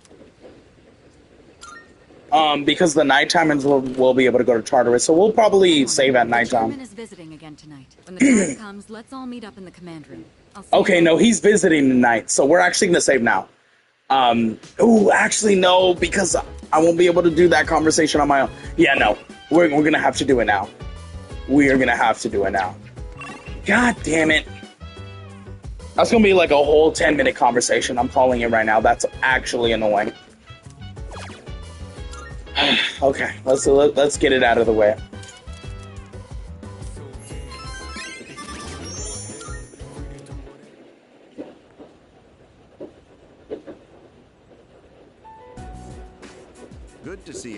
ends here. All right, come on in. Excuse me. I hope I'm not interrupting. Ken. Huh? Amada-kun? No way. Based on our testing results, we've confirmed he has more than enough potential. So, I decided to call this meeting to introduce him to the rest of the squad. Are you fucking kidding? Wait, Mr. Chairman, he's only in elementary school. That's crazy. Besides, what? We've already confirmed he has the potential. With training, he should be a valuable asset to the team. Did he say he was okay with this? Yeah, he did, because he doesn't care. Actually, it was my idea to join. I feel like I can help too.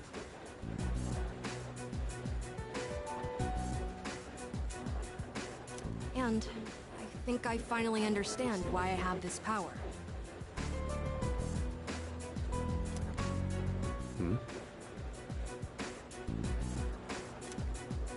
As you can see, it was his own decision. Looking forward to working with you. I'll try not to get in anyone's way. I look forward to working with you as well. Okay, I'm just gonna. I already know where this goes, so I'm just gonna be passive aggressive, I guess. I'm hoping to learn a lot. Yep. Hey, don't worry, kid. We got your back. You might get tough, but you gotta work hard and stick with it. Understood.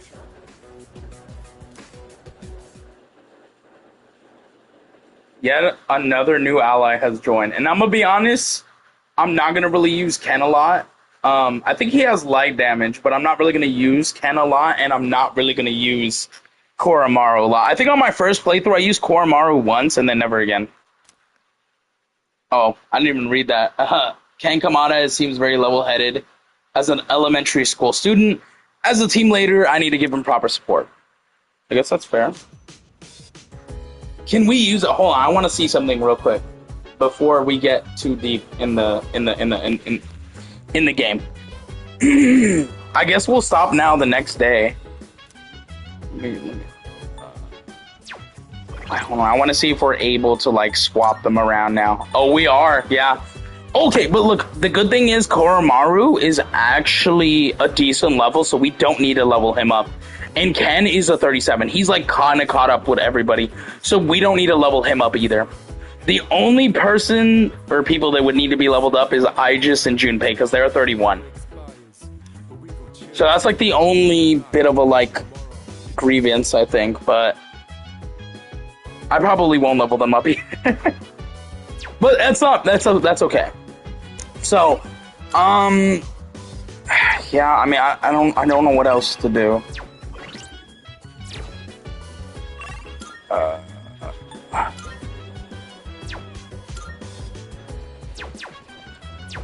I'm just gonna go sleep. I don't want to waste any more money, so yeah.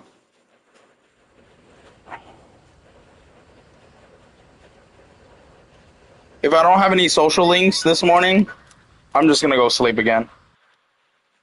But at nighttime, we'll save and we'll stop there. So, oh, here we go. Oh, yep, some more story lore. Semester already. I'm actually glad we're doing this because I do not want to do this offline and miss this stuff. And pretty soon, I'm gonna be a third year. And time goes by way too fast. Oh, it's her. And she's drawn again, huh?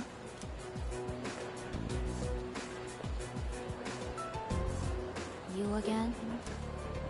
Oh, well, actually, I'm surprised you remember me. I could say the same about you. I mean, your outfit is pretty memorable. So, what are you working on? A drawing. Why? What do you mean, why? He's trying to make conversation. No real reason, I guess. Dude, stop backing down. Stop backing down. Keep rolling with it. I just thought it's pretty awesome to have something you're passionate about. I agree. It's nothing like that. I'm just drawing because I feel like it. Oh. Fine. I still want to see it when you're done. If you don't mind.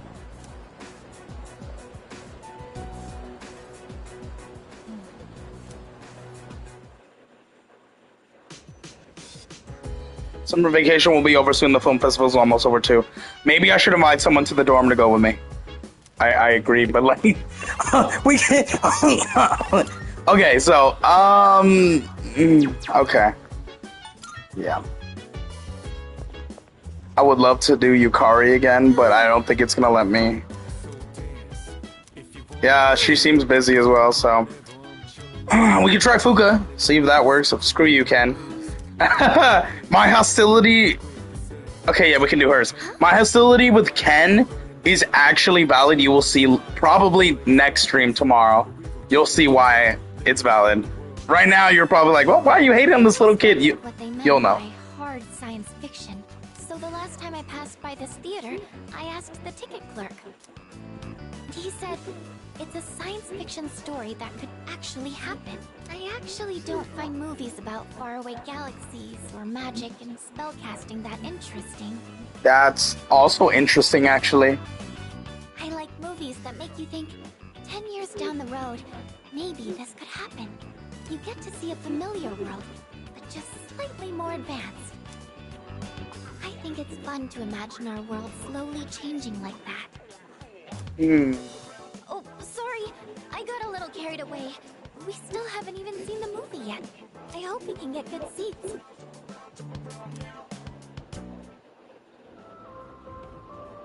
Morning, Roboco. I gotta look at what life could be like in the near future and learned about cutting-edge scientific theories. Oh, that should have been academics, to be honest, but okay. That was amazing. I wonder if our civilization will ever advance that far. Like, did you see that iron? It got rid of the wrinkles on their clothes in half a second. That's normal iron. That's a normal iron.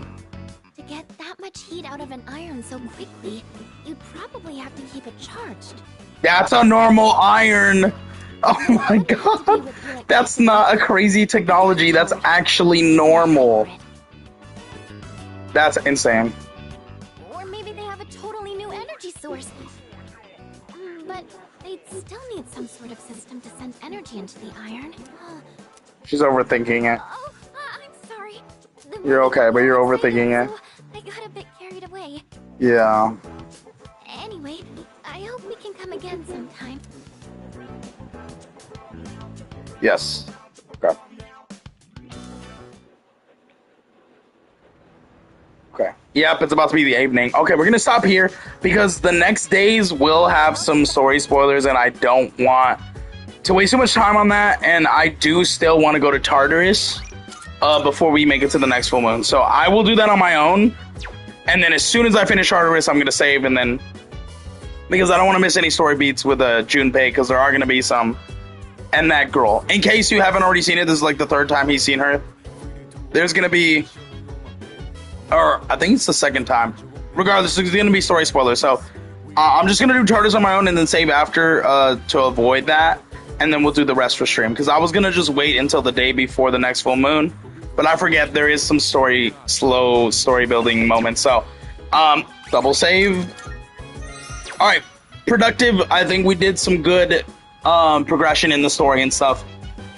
Let me know what you think of this. Let me know if you're excited to see where the rest of the story goes. For anyone who came in and had a nice little chat regarding obviously like Resident Evil and the sad state of physical gaming, it is very sad.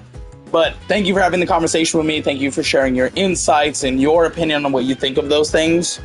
Like I said, I've said before, and I'll say it again, I always enjoy the chats we have, even if you know, all of us have different opinions. That's what makes things great. For one person, something is good. For someone, it's not. Or, you know, maybe we all come to an agreement. It's different for everybody, and I like that dynamic. I think if everyone liked the same stuff, it would be kind of boring. You know what I mean? So I like having these conversations with you guys. I like interacting. These are always the best moments that I enjoy and I treasure. So thank you for watching. I'll see you tomorrow with more Persona 3 Reload. Until then, peace.